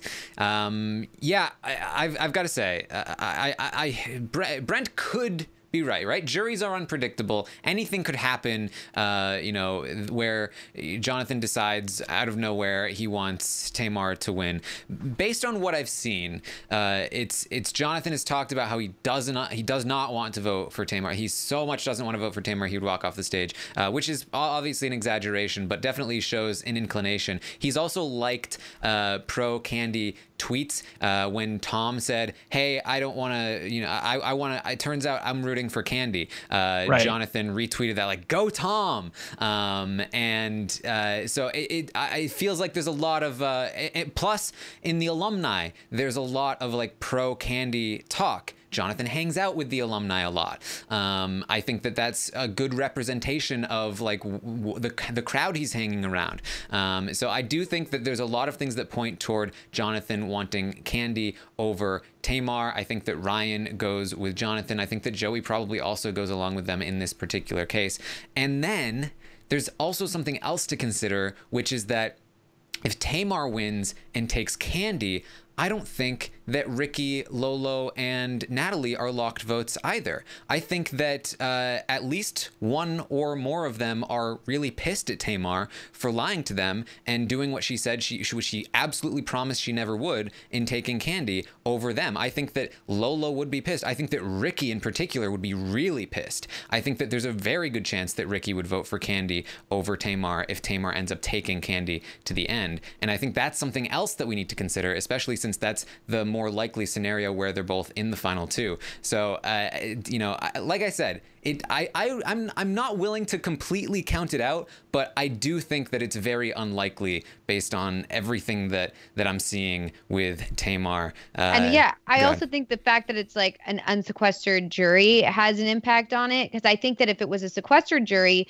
people would be more inclined to vote for Tamar. I think it's part of like hearing the fans talk afterwards and hearing like, oh, you know, she said this mean thing about you. And I think that also hurts Lolo and Natalie as well. Let me be clear. Like, I think Tamar needs to earn this vote. I think going in, they're probably going to be leaning towards voting for Kandi. But if she gets up there and says, look, I won 4 competitions. I brought myself to the end. Yeah. I played my ass off. This bitch over here didn't do shit until the end and barely saved herself because I decided to bring her to the end. She wouldn't be here if it wasn't for me. If she gets up there and she needs to give a speech like that, like, I earned it. Give me the damn money, which is what I want people to always do. I think someone actually did that on some reality show and then they didn't win. So I feel like it may not be a winning strategy.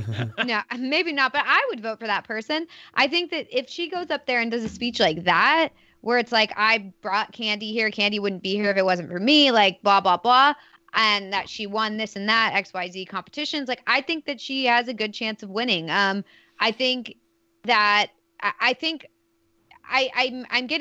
frustrated because in the chat everyone's like, Taryn and Melissa, how can you say that Tamar didn't play a good game and that she shouldn't win and that it's a negative for the season if she won? Like, we never said that. We're saying what the jury might think. We're saying that we're basing our ideas are based off of what they're saying on social media, what they've said in the house, their views on what people have been saying about them, what the fans are saying to them. Like, I've seen comments to Tom being like, don't ever vote for Tamar or Lolo because they were so mean to you. Like, that's the kind of thing that will influence someone, especially who's trying to make the fans happy by being on these types of shows. I think that's part of it, but I also think there's a part of them that might be wanting to be like, you know what? But by voting for her, I can own it. Like, it becomes like, like they're not in control anymore. I'm showing that I'm the bigger person by willing to reward them. I also, like, here's the thing. Bill Hall in the chat points out, like, that's not going to be Tamar's speech. And I'm like, you know what? You're probably right. Like, I don't think that's going to be her speech. Like, I want that. I want that to be her speech. And I think if she gave it, that it would work. Also, I think Kandi will have a really good speech. I think Kandi's going to be really good in the final 2, especially with a warm welcome from the jury. They're not going to be very hostile toward Kandi, which is going to give her an opening. All right. Well, let's just hope that Tamar gets to the end with anybody but Kandi. That way I don't have to lose this argument. I will say just to defend you, that I will say, like, if you look at the past seasons, even like when Josh won on 19, Taryn is usually right when it comes to parsing through what the jury has said. But there have been some surprises that we're just like, what the F? Where did that come from? So you never know with these people, and I think it's only going to take a couple votes to flip a result here. Yeah, we all remember Big Brother Canada 4, where we thought we were reading the jury, and we were not reading the jury. So in fairness, though, she kind of made it impossible. Like, I think they would have voted for her, but she kind of made it. Kelsey, we're talking about. I think they went in going a certain way, and then they changed their mind. Yeah, they wanted to vote for her, but she was like laying an egg up there in the final 2. Yes. So I think that Tamar's best shot was Lolo winning and taking Tamar. I think that's potentially off the table now. I think now her best shot is probably Ricky winning and taking Tamar, and then against Ricky, she needs to hope that she has the votes. As Jonathan said, if it's Ricky versus Tamar, then he doesn't know what he would do. That's where I could see Jonathan easily siding with Tamar. If he sides with Tamar, then Tamar has a shot, but even then, I'm not exactly sure. So the chat wants us to address the first in curse. Okay, people, I'm really trying my patience with this one. Like, this is so dumb. This is like everything in the world that's never happened, and it's a thing until it happens, and then you're like, oh, well, that was obviously easy. Like, why didn't that happen before? Like, it's just a fluke of circumstances that the person who is first in has never won Big Brother. Obviously, if I was a contestant on Big Brother, I would make an effort not to be the first one in, just because I don't want to hear the shit from the fans. But that doesn't mean I really believe in that bullshit. Am I remembering wrong? Am I remembering wrong that you were kind of all aboard the Tyler can't win because he won the OTEV? I was retweeting that, but that was a different curse, Taryn. It's a different kind of curse. Yeah, that was the point in time where I had It's not really the gotten off the same. Tyler train. Yeah, but no, there you are right. There's a great XKCD comic about this where they go through every single presidency, and with every single one, it's, you know, this has never happened until this president was elected. This has never happened, and they go all the way through all of the presidents. It's pretty fun. So, all right. Anyway. I'm gonna give Tamar a 4 as well. I think that because she is likely to be there and juries are unpredictable, she's got a little bit of that magic going for her. I think if Ricky takes her, she's got a little bit of a shot. I was tempted to give her a 3, but I did feel like Lolo deserved to be a level lower than her, so I went with a 4. And the audience agrees with Melissa and myself once again, and they gave her a 4. And that's all it. right. That's the stock watch. All right. All right. So now you guys are gonna send your picks, your final buying and selling decisions to Alexandra. I'm gonna go over some of these bonus questions. And before you do, just to be clear, the winner of the stock watch is the person who has the most shares of the winning contestant, correct? Yes. And if there's a tie for shares between more than one of us, then we actually never addressed this, but I'm thinking that the tie should be broken on the value of your portfolio, like at the end. Okay. All right. If that, because how much cash you would have on hand. Right.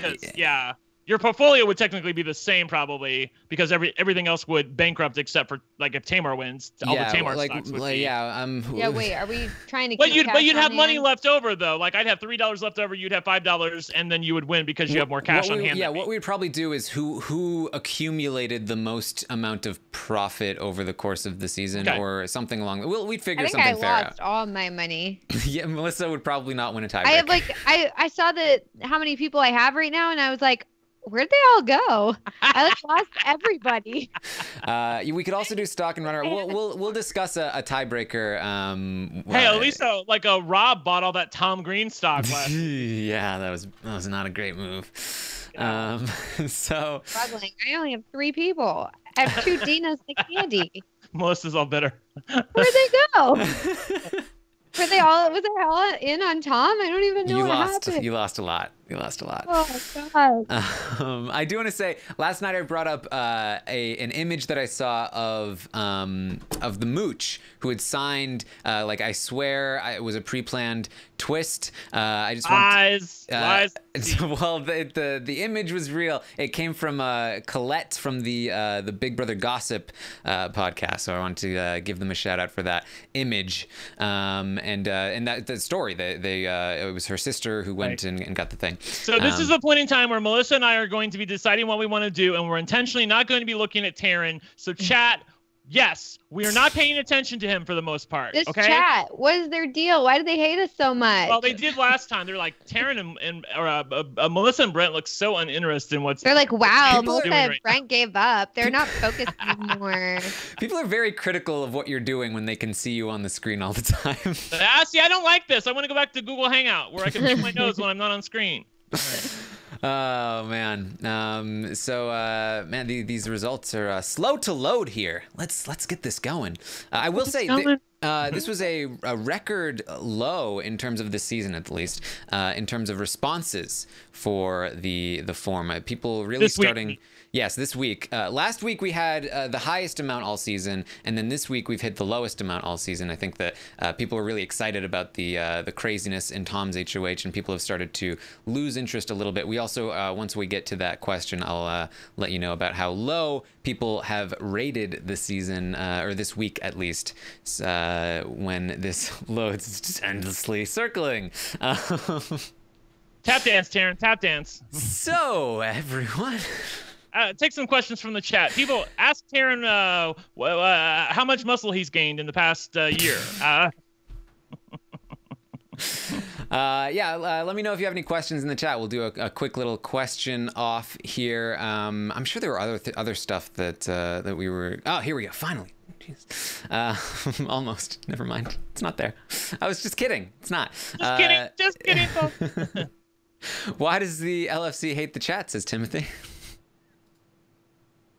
We love the chat. You guys just think The it's chat's like usually nice to us, but today they've been so mean. well, the chat is like stream of consciousness. Like whatever you guys think at the top of your head, like that you normally wouldn't necessarily say in real life, you just like put it in the chat because you're like, oh, well, I thought of this, so I might as well put it in the chat, and everybody will think it is funny or shady or whatever. Like that's why it's coming off a stream of consciousness, and we're like, yeah, knock it off. Yeah. Someone said, what's your secret, Taryn? Listen to the Taryn Show with Mike Vacanti, the personal trainer.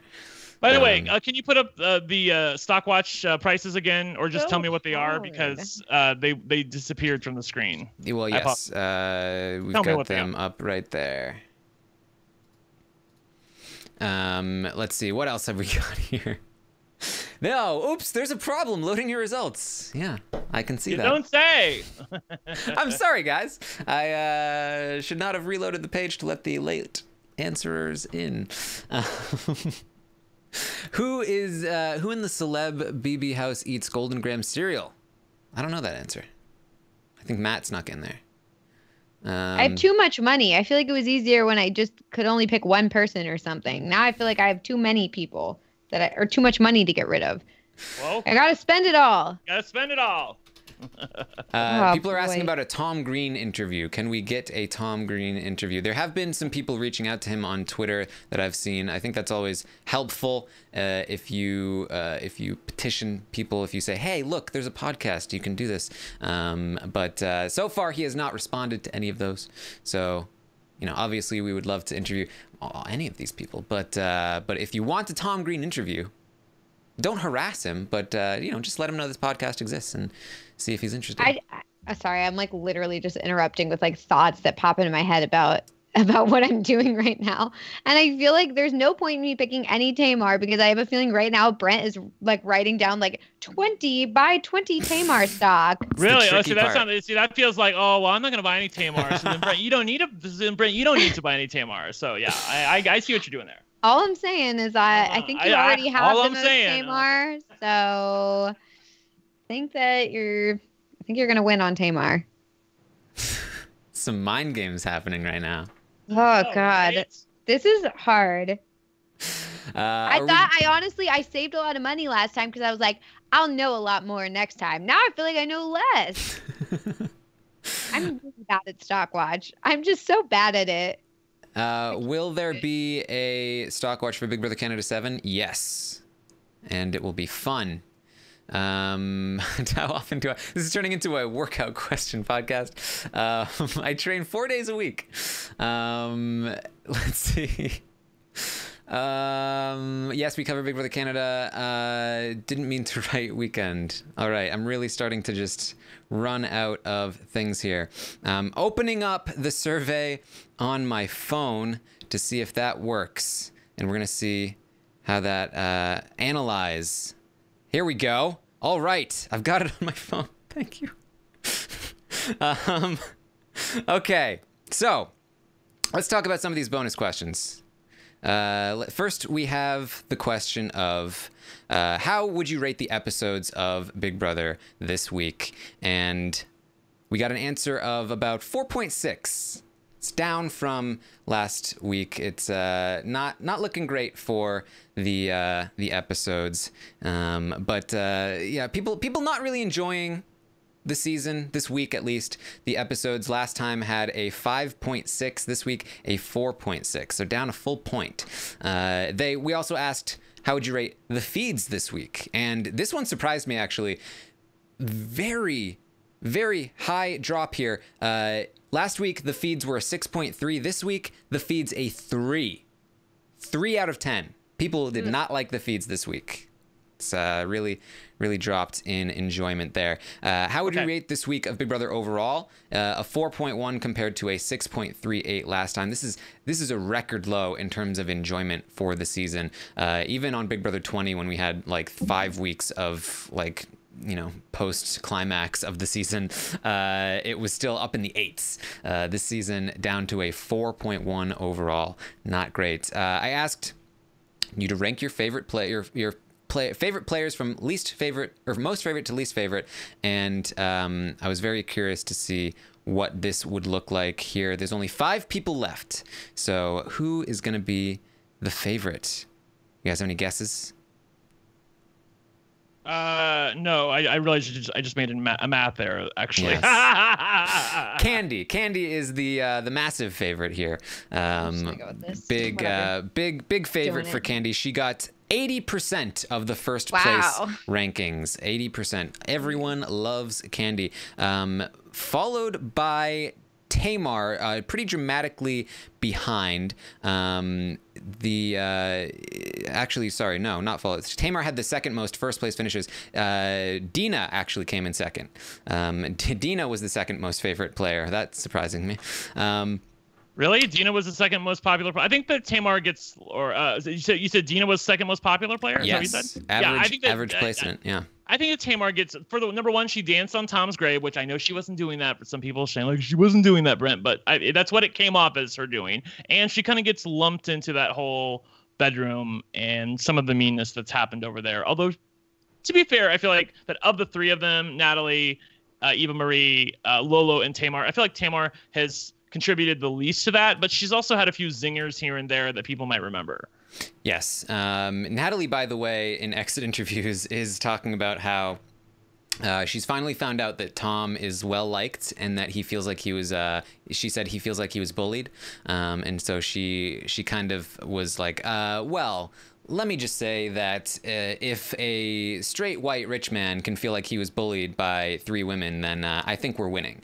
And then she was like, just kidding. Bullying. The definition of bullying is making someone feel unsafe. So Tom, if I made you feel unsafe, I am sorry. It felt a little bit like a non-apology to me. That was a total non-apology. Absolutely a non-apology. Yeah. If anything, that's just to make you like feel bad. When you start with the definition of anything, you're probably not apologizing. So yes, Dina was second. Kandi had an average, had a number of 4.6 was Kandi's number. Dina down at a 3.2, and then Tamar was in third, just barely beating Ricky with a 2.7. Ricky with a 2.4, and then Lolo in last place with a 1.9. Lolo not exactly a fan favorite. I asked also, who is getting your vote for America's favorite? Very curious about this one. It's a shocking answer. No, I'm kidding. 73% of people said they're voting for Tom to get America's favorite player. All right. Actually, I will say, like, that makes a lot of sense because my mom's finally caught up on the show, so she was able to give me a casual opinion of what's going on. She was like live texting me while she was watching the double eviction, and she was like, before that, she's like, Tom won, everything's great, he's HOH, this is so awesome. And then it was like, oh my God, Tom's on the block, he's gonna go home, this is so awful. She's like, this is the worst, I don't want to watch the show anymore. And so basically she's like, and then she told me to tell everyone to vote for Tom Green for America's favorite. And I was like, Mom, okay, well, I'll do that. Y'all need to vote for Tamar. Like, seriously, she's given us the most entertainment. Like, I know Tom has given us entertainment, but I really feel like Tamar has given us like the most entertainment. Well, she is not a fan. I know. So I'm just gonna say that, like, from a casual perspective, it's possible that, I mean, who knows if people actually follow what my mom is saying, but like, just from what I know from my mom, he's gonna. I don't think that. I mean, and I'm sure he appreciates your mom's help, but I don't think he needs any help. I think he's gonna win it easily. True, yeah, but I'm just saying that, like, my mom's casual perspective and like from like only watching the television show is that she really loved Tom and Kato together. She thought they were great, and then she likes Kandi. But it was really sad for her when Tom left. So. All the nice people. Yeah, all the nice people. Yes, if I had to put my money on anyone, I would definitely put it on Tom Green here. I think that he definitely has a big advantage here. Second place before you reveal that, I hope they have cameras trained on Lolo, Ricky, Tamar, and Natalie when they reveal that Tom is the like. Don't screw me over this time. You do not give me cameras when Cody won America's favorite player. I am bitter about that still. Listen to me, folks. Here's the problem. Lolo already expects Tom to win America's Favorite. She is talking about how, they told us beforehand that you should do things late at night, and Tom was doing these silly things late at night, so he's probably going to win She America's thinks that's Favorite. why. Okay. Right. Tamar, I think, is a lot more likely to be a bit surprised by it. Ricky, I feel like Ricky would probably kind of expect it at this point, too. So we need at least I hope they camera reveal on the Tamar. top 3. Did they reveal the top 3 when Ross won I don't it? think so. I don't think they did. I think they were just like, oh, I and don't Ross, think they want people to know they're not in the top 3. Yeah. Like, you did not make the top 3. I'm wondering if they'll say anything or if it's just like whoever wins. Yes. Okay, so second place for America's Favorite was, in fact, Kandi. Kandi, yes. Kandi got second place with about 8.7% of the vote compared to Tom's 73. And then Tamar was in third place with 8.6% of the vote. They might reveal the top 3 then. That might help soothe the wounds a little bit there if Tamar knows that she's in the top 3. And I think they might like to announce that Tamar is in the top 3. So we'll see. Ryan was in fourth place with 3.8%. Oh my God. Y'all get a life. Get a life. Stop. It was not a lot of people, but look. People liked Ryan. All right, so there was a little bit of confusion about this question, but I was wondering if you were Lolo during her double eviction HOH reign, who would you want to put up on the block? Who would you want to be the final nominees? This was a pretty straightforward one. Kandi and Tom were the obvious choices, and that's what the audience decided. I also asked about Ricky's HOH. Who would you want on the block if you were Ricky? Once again, what Ricky decided to do, Dina and Kandi were the top 2 vote getters there. I also asked, who do you think is going to win the stock watch? Curious. Keep in mind, I have won the last 2, but go ahead. Yeah. Please proceed. Not me. In last place, with 10% of the vote, Rob Sesternino. Yeah. Oh, good. At least I'm not in last place. I thought I'd be last. That was the Tom Green of it all. In third place, with 19% of the vote, Melissa Denny. Yeah, I'll never win. You guys were right. Yes. And with 40% of the vote, between myself and Brent, the audience decided Taryn is going to win the stock watch. You don't care about history. You don't care that he's stepped in it more times than not, but that's fine. I do technically have the most liquid value here in terms of stock value plus cash holdings, but not by much. Brent is very close, and you had 30% of the vote behind myself. Sounds about right. Yes. About 30% like me, 70% haters. That's about right. Yeah. I also asked, who do you want to be evicted this week? Pretty dramatic one here. 87% said Dina. They want Dina to be evicted over Kandi. And Dina's totally fine, and we like her, but girl, bye. We don't need you anymore. And I think it would be pretty iconic to have 4 people of color at the end of Big Brother Celebrity 2. I think that would be pretty cool. Very real opportunity here. And Twitter has been talking about it. So yeah, it's actually close to potentially happening. It didn't seem like it was going to when Kandi was in danger, but Kandi might not be in danger anymore. And good on her for saving her butt. Yes, absolutely. Interesting thing to note, Kandi has been on the Who Do You Want to Be Evicted this week poll for 3 out of the 4 times I did it.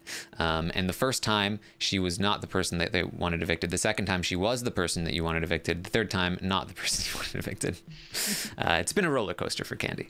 I love Pokemon in the chat. Don't people want Brent fired from Rob is a podcast? Always, Pokey. Always. Like there's a contingent out there. There's always a petition. A poll question. That should be a poll question. Do you think Brent should be fired from RGB? Oh, that was a question? Or no, what? it should be. Oh, it should be. Not okay, really. Cool. I was like, you predicted the future, Pokey. I had no idea. Okay, so I am not even close to ready for the buying and selling quite yet. Okay, but, so I will talk to the chat while you do. We do have jury votes to go over. Luckily. Oh, okay. So I had the audience predict who you thought the jury would vote for. So what we'll do here is we'll quickly go through each person, and then we'll talk about final two pairings, because I think that's an easier way to talk about it. So we won't do too much commentary on the person themselves. We'll just go over the final two pairings. So who would Dina vote for in the final two? People say Kandi first, followed by Ricky, followed by Tamar, followed by Lolo. I do want to disagree with this one based on Dina's conversation with Lolo today. I think that Lolo would actually be number 2 potentially there after Kandi. See, I actually am going to agree with the survey people on this one. I think that I think she was blowing smoke up her ass. I really do. I think she was just trying to make sure that she stays. I think she does not like her. I think she thinks that Lolo is a mean girl and that she still holds her responsible for the way the season has gone. So I don't buy that. I think she votes for Lolo last. All right. Well, we'll see. We'll see. Who would Kandi vote for? People say Tamar first, followed by Dina, followed by Ricky, and then Lolo last. I think this is pretty accurate, I think. Pretty accurate given the way things stand right now. She knows she can't stay unless Dina goes. Actually, I think that she would vote for Dina over Tay. Yeah, I was thinking that. If there was an avenue for her to do that, but given that that's not on the game board, I think that she's most likely to vote for Tamar first. Yes. Who would Lolo vote for in the final two? People said Ricky first, which I agree. Tamar second. I agree, unless Tamar cuts Ricky and Lolo, in which case I think she might not.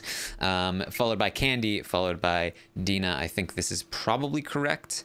Who would Ricky vote for? It is Lolo first, followed by Tamar, but this is kind of a close vote, and then Kandi. I actually think that he would vote for Tamar over Lolo. I don't think he's feeling Lolo as much lately, and then Lolo has been nicer to him in terms of assuring him that she's going to take him to the end. So if Natalie is able to talk to Ricky in any capacity, I think she's going to be like, "Don't you dare! We're giving it to our girl."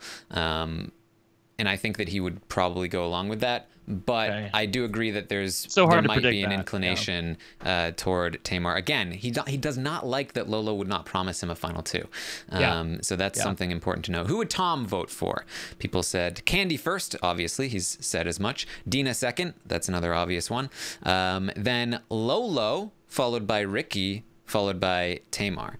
I am inclined to believe it's Ricky, Lolo, Tamar, myself. But I don't know if you guys disagree.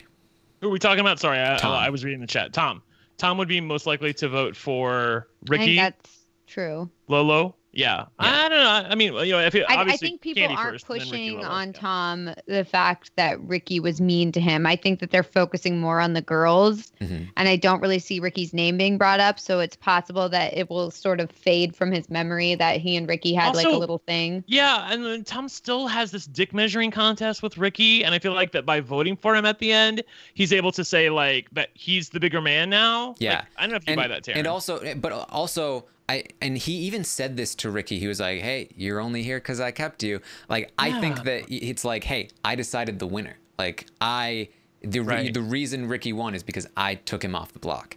So I think that gives him a level of agency, or at least makes him feel that way.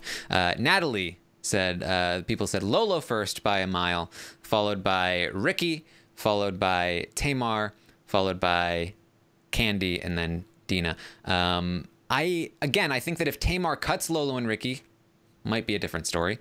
I also think that there's a small chance she goes Ricky over Lolo, depending on how the final speeches play out. She had a very strong connection with Ricky, and she's talked very highly about him outside of the house.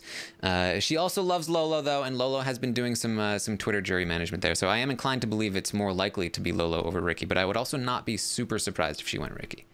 Yep. Jonathan, people say Dina first, followed by Kandi, followed by Ricky, followed by Tamar, and then Lolo last. Obviously, I would disagree with that. I think that Tay is at least number 3 on the list. I heard what he said. I heard it, but I still think that in the end he would vote for a player if she gets any semblance of a final two speech at the end. All right. So we've gone over some of these other ones already, and I don't think a whole lot has changed quite yet. So let's start to go over the pairings here. We've talked about Tamar versus Kandi. We've discussed how we feel about it. The audience would predict that Dina is a vote for Kandi. The audience would predict that Tamar is a vote, or sorry, Lolo is a vote for Tamar. So that's 1-1. Ricky would be a vote for Tamar. That's 2-1 Tamar. Are we really going to go through all these like that? I mean, I'm not sorry. I'm not. Like, if you need, like, do you need to do something? Or what? It's because it's not opening on my browser, so it's harder to scroll through here. All right. I'm like, we're really not gonna go through 45 different ones of these, are we? Tom is Kandi. Natalie is Tamar. Jonathan is Kandi, and then Ryan Kandi, Joey Kandi, Kato Kandi. So the audience would predict a 6-3 victory there for Kandi, I believe. Yeah, I mean, I think that's probably the most likely. Like I said, I put my flag in the sand on Tay. I think that she can win. It's not going to be easy. She's got to give a speech, and she's got to own her shit. I don't know if she will. She might. The thing about Tay is that she can be a little defensive sometimes if they come at her at all, in the jury questioning at all. If they come at her, I think that she could be a little bit defensive, and that's not going to be a great look on her. But I have to concede that it's probably more likely than not that Kandi beats Tay 6-3 or 5-4, but I do think it's possible that Tamar could win. Probably like a 30% chance at this point. All right, so let's say Lolo wins. She takes Ricky. How does that play out? I believe the audience has Ricky winning potentially 8-1. Yeah, that sounds about right. Is what it's looking like from the audience. That almost everyone except for Natalie voting for Ricky to win over Lolo. I don't think it would be that dramatic. I do think that, like I said, I think Joey might go for Lolo based on his Instagram post. But yeah, I'm not buying that. I think there'll be a lot of groupthink when it comes to these celebs. Like they all want to. Okay, who are we voting for? Who what's the consensus? Okay, we're all voting for that person. I mean, if it's not going to be that, then it's going to be like 5-4. But I think 5-4 is more likely than like 7-2 or something. Yeah. And then Ricky versus Tamar. I'm looking at these votes, and it is, I think, I think it's 8-1 predicted for Ricky. I think that we have Kandi as the Tamar vote against Ricky, and the audience thinks all the other votes would go to Ricky. Lies and deceits. Yes, again, I think that's a little more dramatic than I would personally predict, but I do think that Ricky has the advantage there. I think that Ricky has Natalie and Lolo. I think that he has. I'm not sure about Dina, but I do think he has Tom and Kato. That's 4, and then he just needs one more from Jonathan, Ryan, Joey, or Dina, and then there's I think one other person. But either way, I think that he has a pretty significant lead there. So yes, that's any other jury scenarios that we should go through. Any likely final twos? I think we covered it. I mean, to be blunt, I'm bored. I feel like that's everything we had. Okay. Sorry that this segment got a little messed up, guys. It's I can't look at all the data at once. It's technology. Yeah, I don't know. Have you done your thingies yet? Your buys and sells? He has to do them. He does them first. Oh, I said you want me to talk while like you do some shit. So like, do you want me to the jury stuff? All right. Go ahead. What is it that you wanted to bring up? Nothing. I wanted to talk to the chat because everyone was asking me whether or not the Dina catfish story is going to be covered at the finale, and I have to say that it makes Dina look stupid, and I don't think they're going to do that to her face. The only way that the Dina catfish story comes up is number 1, if they absolutely verify that this is the guy, but most importantly, number 2, if Dina is on board for it. Like the only way this happens if they talk to Dina separately and say, in the event that you're evicted or at the finale, we're going to bring this guy up on stage. How would you feel about that? I don't think that Dina wants to meet him. So I think there's no universe here where Dina's catfish guy, if that is him on Twitter, and I actually don't believe that that's him on Twitter, it's comes not up on him. stage. Y'all are crazy. This is where Twitter like No, loses their I don't mind. think that. I don't think anything is going to happen about that. I think that was just supposed to be like a funny segment and then it's over. Although at the same time, I kept saying that there's never going to be a proposal on Big Brother 20. And well, here we are. So, Right. you know, you never know what people are going to do at the finale. Right. Mooch better not get a jury vote. And Taryn, by the way, when you're done, interrupt me so I know you're done. Mooch better not get a jury vote. Big Sissy Banana says in the chat. I love that name, by the way. I don't think there's any universe where he gets a jury vote. We're not talking about it. They specifically said that he's not a player. He said he was a twist. He signed a shirt that said he was a twist. So girl, bye. He doesn't get a vote. I don't think that's at all a possibility. By the way, yes, I am aware that Reddit is not currently a fan of me. I think that they were a little bit butthurt over the fact that I defended Swaggy a little bit on Twitter because I felt like people were really, really coming for him, and I feel like people pick on him. So, but Reddit's not having it with me. But you know what? Reddit will come back. Reddit stands me at different times. So It really just depends who posts. It's yeah, like, exactly. You could get one post that's like everyone saying mean stuff about you or about any of us, and then another post literally at the exact same time is going with people saying nice things. Yeah, So. I get messages, by the way, from people. I got like at least 5 different messages from people who are like, I posted something in defense of you in Reddit and I got downvoted to bits. So be thankful for that, Brent. And I am thankful for that. I just want you to know.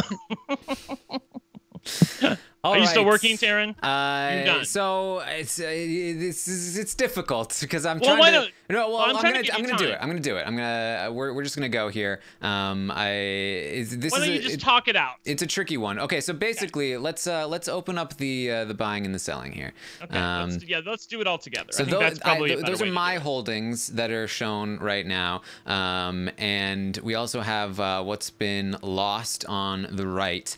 I do have, like I said, I have the most overall value, so it's really about who I put my money into, and then also the difficult part is trying to calculate everyone else's value and seeing what I need to do to guarantee a majority in one person, and then how much I have left over to put into a secondary person. I do have enough to do that, but I unfortunately don't have enough brain power at the moment to calculate everybody's potential buying. So I'm just gonna kind of go all in on one person and then see how we go from there. So first, the first thing I'm gonna do right away is I'm gonna sell all of my Dina. I've got 5 shares of Dina. I'm going to sell all 5 of them to pick up $20 there. I am also going to sell my Tamar for another 5. And I started this round with $38 to spend. So I now feel like I know what's coming. Do you? So I could be wrong. I feel like maybe I should just keep Lolo. We'll keep Lolo for now. We'll see how this goes. Basically, I'm looking at Ricky and Kandi as my most likely winners. That's what I'm thinking right now. I have 1 of Ricky. I have none of Kandi. Brent and Melissa both have 1 Kandi. I am the only person that owns any Ricky. So it's a tricky one. I think if I played my cards right, I could potentially get a majority in both. But it's risky business to attempt it. Alexandra is saying that you have $63, just FYI. All right, so I could buy 12 Rickies to make a total of 13 if I wanted to, and I'm pretty sure that is untouchable. I could buy 12 Kandis and make 12 Kandis. I'm pretty sure that is also untouchable. Well, this is so over it. I'm pretty sure that Brent is gonna go in on Tamar a little bit, or at least he's not going to sell his Tamar. So I will have a decent enough lead on him there. He probably understands that he doesn't need to buy much more Tamar because he's the only one that actually thinks that he needs Tamar. I'm seeing him cover his mouth there, so maybe he didn't think that. So here's the thing. I think that Kandi has a good shot. I think Ricky has a good shot. Ricky's in my draft. So if I want to diversify, I can buy a lot of Kandi, and then if either of them win, I'm still a winner in at least one thing. Or I could double down on Ricky and try to win both. But everyone knows I like playing it safe. I like playing the odds here. So I'm gonna go ahead and, oh man. Melissa got so upset when I talked about how much Ricky I could have. I feel like she went in on Ricky. I know. I was just thinking, like, this is exactly why I never win the stock watch. It's because, like, I'm all about. Melissa, like, don't tell him anything.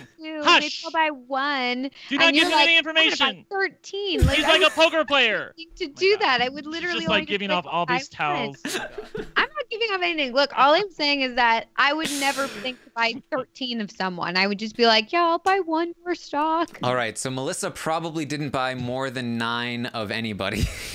I hope she's playing you right now. I really playing you. This isn't a play. She's really, playing me. Alexander's like, Melissa purchased 15 Rickies. So I am gonna go ahead and I'm gonna go with. Oh, it's so hard. Do I go with the read of Melissa or do I go with Kandi? It's so hard. I'm gonna go. Okay, let me just quickly calculate. I'm sorry, guys. Let me quickly calculate how much Melissa has here. She started I'm with. intentionally off camera because I'm trying not to give away anything. She starts with $37. She owns 2 Dina and 1 Kandi. That means she can sell if she wants a total of 13, which means a total of $41. If she wanted to buy all Ricky, she could buy 8 Ricky with $40. So if I buy 9 Ricky, I'd guarantee myself more Ricky than her. That would only leave me with 4 additional Kandis. Or I actually only need to buy 8 Rickies to get 9. So then I can buy 5 Kandis and then hope that that's enough Kandi. All Brent needs to do is buy 4 Kandi to tie me there and 5 to beat me, and that's not too hard for him given how much money he has, but he thinks that Kandi might not win. So I'm going to go ahead and I'm going to do that. I'm going to buy 8 Ricky to get to 9 Ricky, and then I'm going to buy an additional 5. No, sorry. 8 Ricky and then 4. It's only 4 Kandi, I think. Oh, if I sell my Lolo, then I can buy another Kandi. I'm going to do that. So that's what I'm going to do there. Let's see what that leads me to. Drum roll, please. Again, I apologize if that took too long. I do.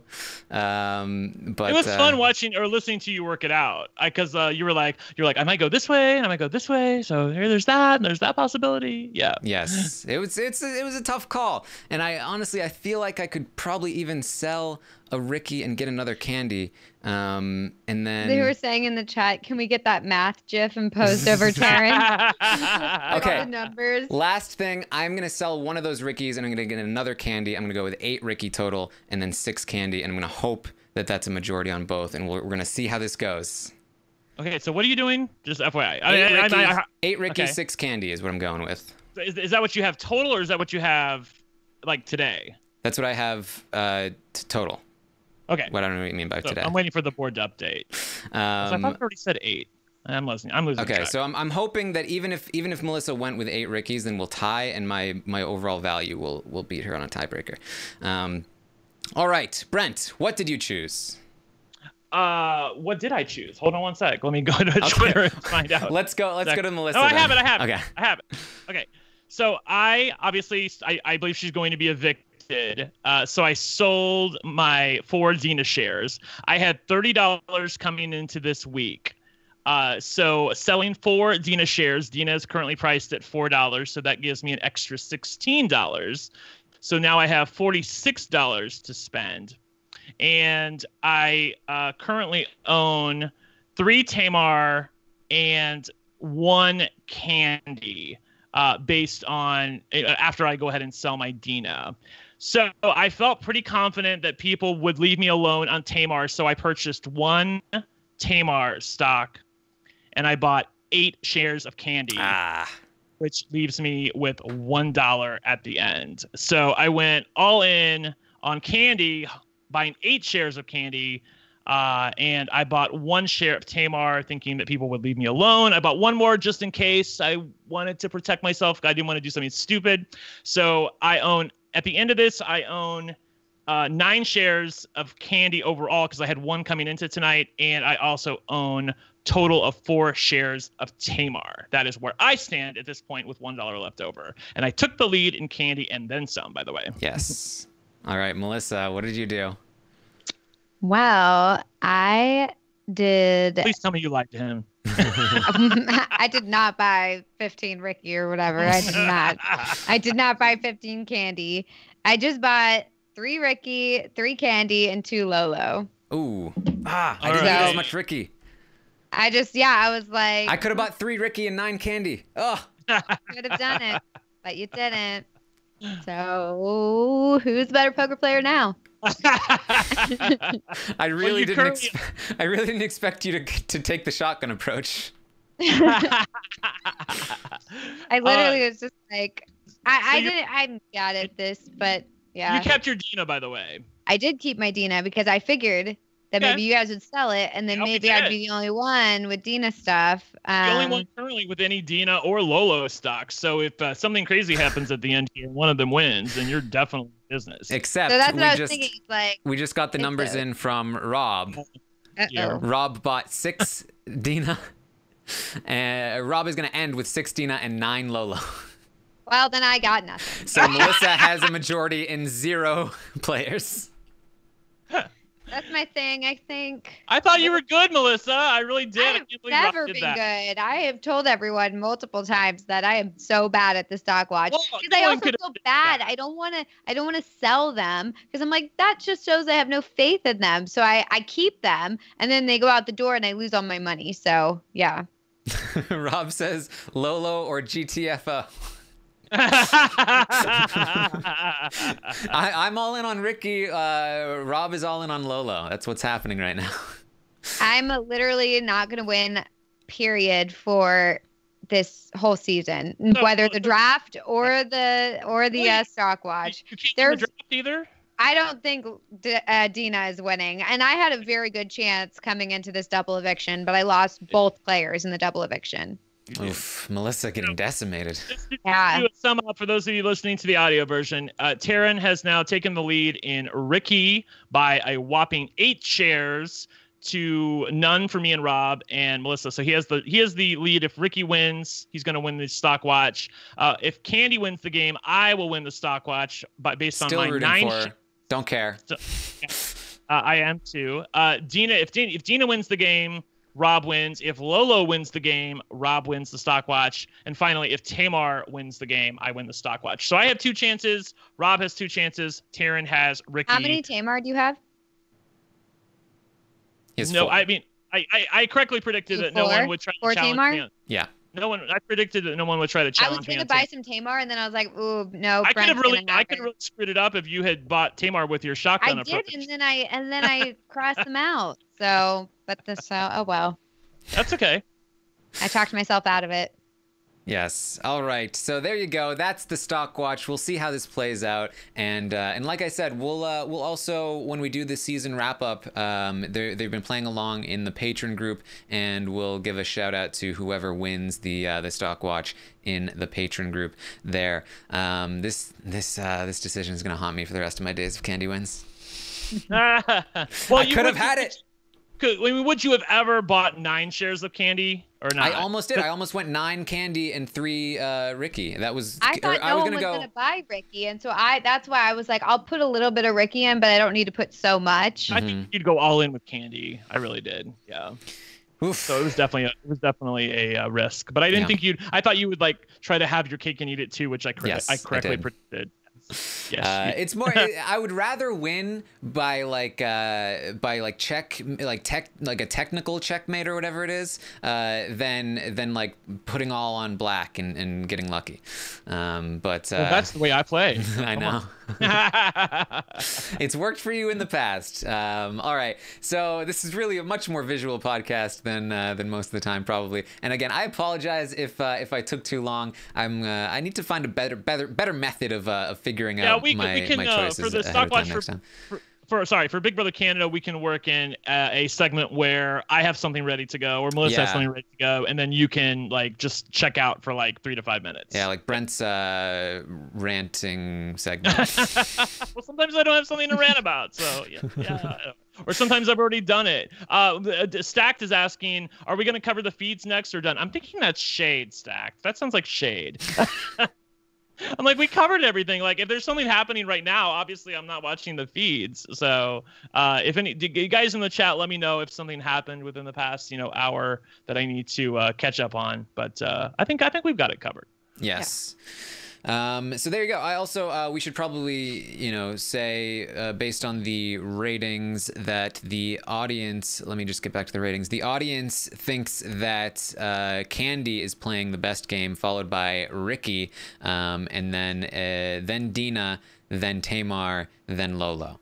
So that's how the audience ranks the remaining players thus far in the game. I think it'll be very interesting to see how this plays out after the season ends and everything like that. So there we go. Anything else that you guys want to bring up before we wrap this up? Nothing. I am very excited for the end here. By the way, Big Brother Canada 7 starts, what is it, like March 7th, I want to say? Yes, March 7th.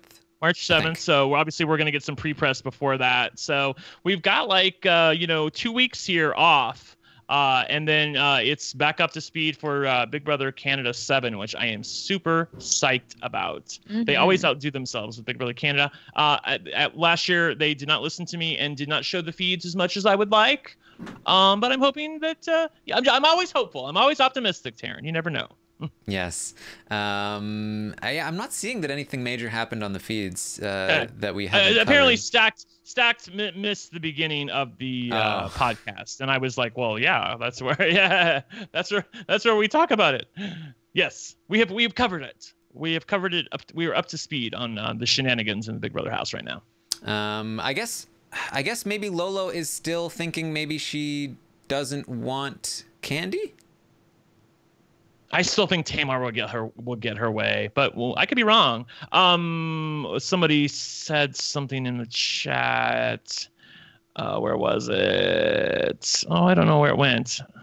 Anyway, I'm seeing Lolo talking to Tamar, and she's talking about how she thinks Kandi will take Ricky to the end, and Tamar's telling Lolo, Ricky will take you before he takes Kandi. Lolo says, I don't think so. Tamar says, don't be dumb. Lolo says, I'm being honest. Tamar says, I don't feel that. So it sounds like Lolo is not quite on board the keep Kandi Yeah, train. but they don't need her, though. They don't. I admit that it's an element that they're thinking about. But at the end of the day, if Tay's like, Ricky, we should keep Kandi here, because we would rather her be a representative of our season than Dina. I think that's probably enough, and I don't think that. I think Ricky would care about something like that. And I'm just gonna be like, I'm gonna keep it real with you guys. Like, I don't think it's totally lost on the house guests that by evicting Dina, it would ensure that we have the first woman, or we have an all Final Four people of color. They haven't talked about it in the house. I still think it's in the back of their head, though. Like when they say things like, well, we don't want Dina to be the representative of our season. She hasn't played the game like we have. Yeah, but then they also say, well, we don't want Kandi either. I think if they thought of that, maybe you're right. I think if they thought of that, they're enough that they don't care enough they realize that they that's would a bad go for look, it. though, to talk about it like maybe.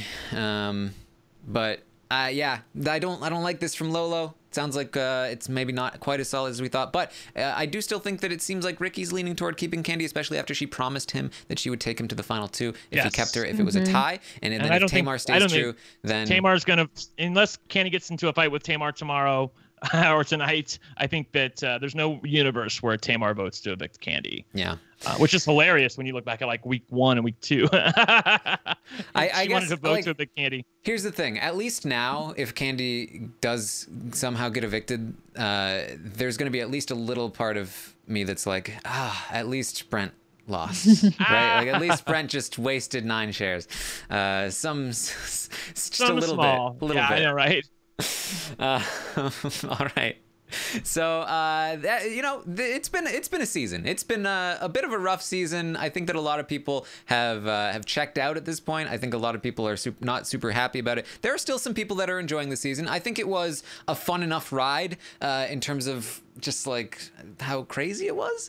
I'm very glad that we have Kandi in the house, and you know, I would hope we have a better season next season. Personally, it was not my favorite season. If I were to rate this week in Big Brother, it would probably be down to you know, maybe like a 4. It's dropped below average.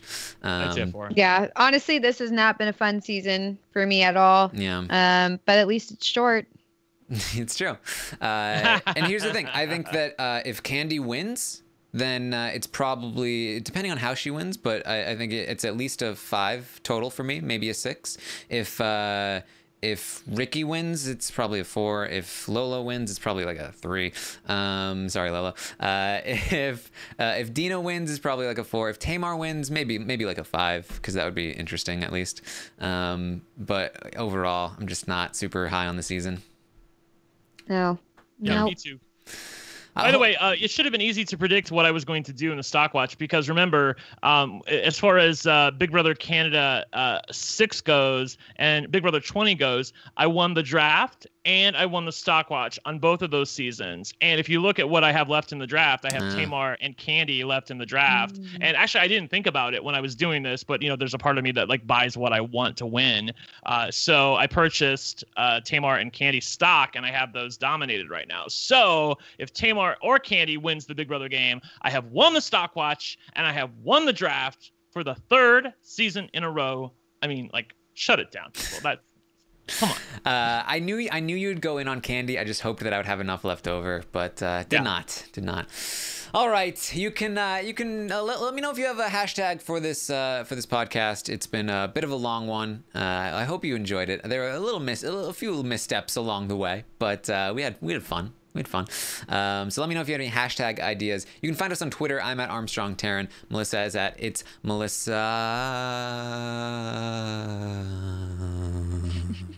It's the longest one ever. With 3 A's. Yeah. 3 A's. And you can find Brent at One Lucky Gay, or at One Lucky Straight. It's another option. Nope. Nope. One Lucky Gay. I'm seeing hashtag RHAP Math, hashtag LFC Math. Hashtag... I feel like LFC Math is probably, well, unless there's something better. Yeah, Taryn's Time, make it something. These are dumb. Yeah, shotgun stocks, Lolo stocks. Lolo stocks isn't bad. It'd have to be spelled Lolo stocks, like LOLO. Yeah, Tracy. Yeah, in order to make the pun work. Yeah. Let's go with Lolo stocks. It's Lolo stocks. Probably another record low. They were Lolo stocks. It's actually probably not a record low. I think it probably was worse last week, but last week was worse. See. But this season has been really low. Yeah. All right. Hashtag Lolo stocks. That's LOLO stocks. Thank you everyone for joining us over the course of the entire season. We'll of course be live tomorrow night after the 2-hour finale. All of us will be there. Rob, Melissa, Brent, myself will be hanging out, talking about the outcome, and listening to Brent brag and not even care because Kandi won. And thank you. And of course tomorrow morning I will be live at 11 a.m. Eastern. I was trying to only cover the final 4, but I still am not entirely sure who's going to be left. So I might have to just like do a very, I feel like I won't do them justice, but I need to talk about Tamar at the very least, and then Kandi and or Dina. And so, by the way, they're asking in the chat, when are we going to do our wrap up? I thought you said like later on this week, maybe like whenever. We don't know. Is the question? Is the answer? Play it by ear, depending on like if there's information we need to know about like what the jurors were thinking, or also hearing exit interviews and stuff like that. Is certainly helpful. We try to, pick the right spot when we feel like we have adequate information about the season, that, we're not just repeating the finale coverage. Right. So we'll do that probably sometime next week. Keep updated. We will let you know. Follow us on Twitter at Armstrong Taryn. So thank you everyone for joining us. I hope you enjoyed the podcast, even if you didn't enjoy the season. for Brent and Melissa. Wait a minute, I forgot. I need to one more thing. Check out the blockumentary. The season's about to end. We recorded the But First, a Big Brother 3 blockumentary over the last summer and into the fall. Check it out. If you're craving for good Big Brother when this season ends, check out Big Brother 3 and check out the blockumentary. It's a lot of fun, I promise. You can find that link on Rob Has a Website, and I will tweet it out again after the season ends, because we'll have a nice big gap between now and Big Brother Canada. So it's a good thing to hold you over, get you excited about Big Brother again. So that's what we've got for you. Thank you again for joining us. For Brent and Melissa, I am Taran Armstrong. #Lolo Stocks. We'll see you next time.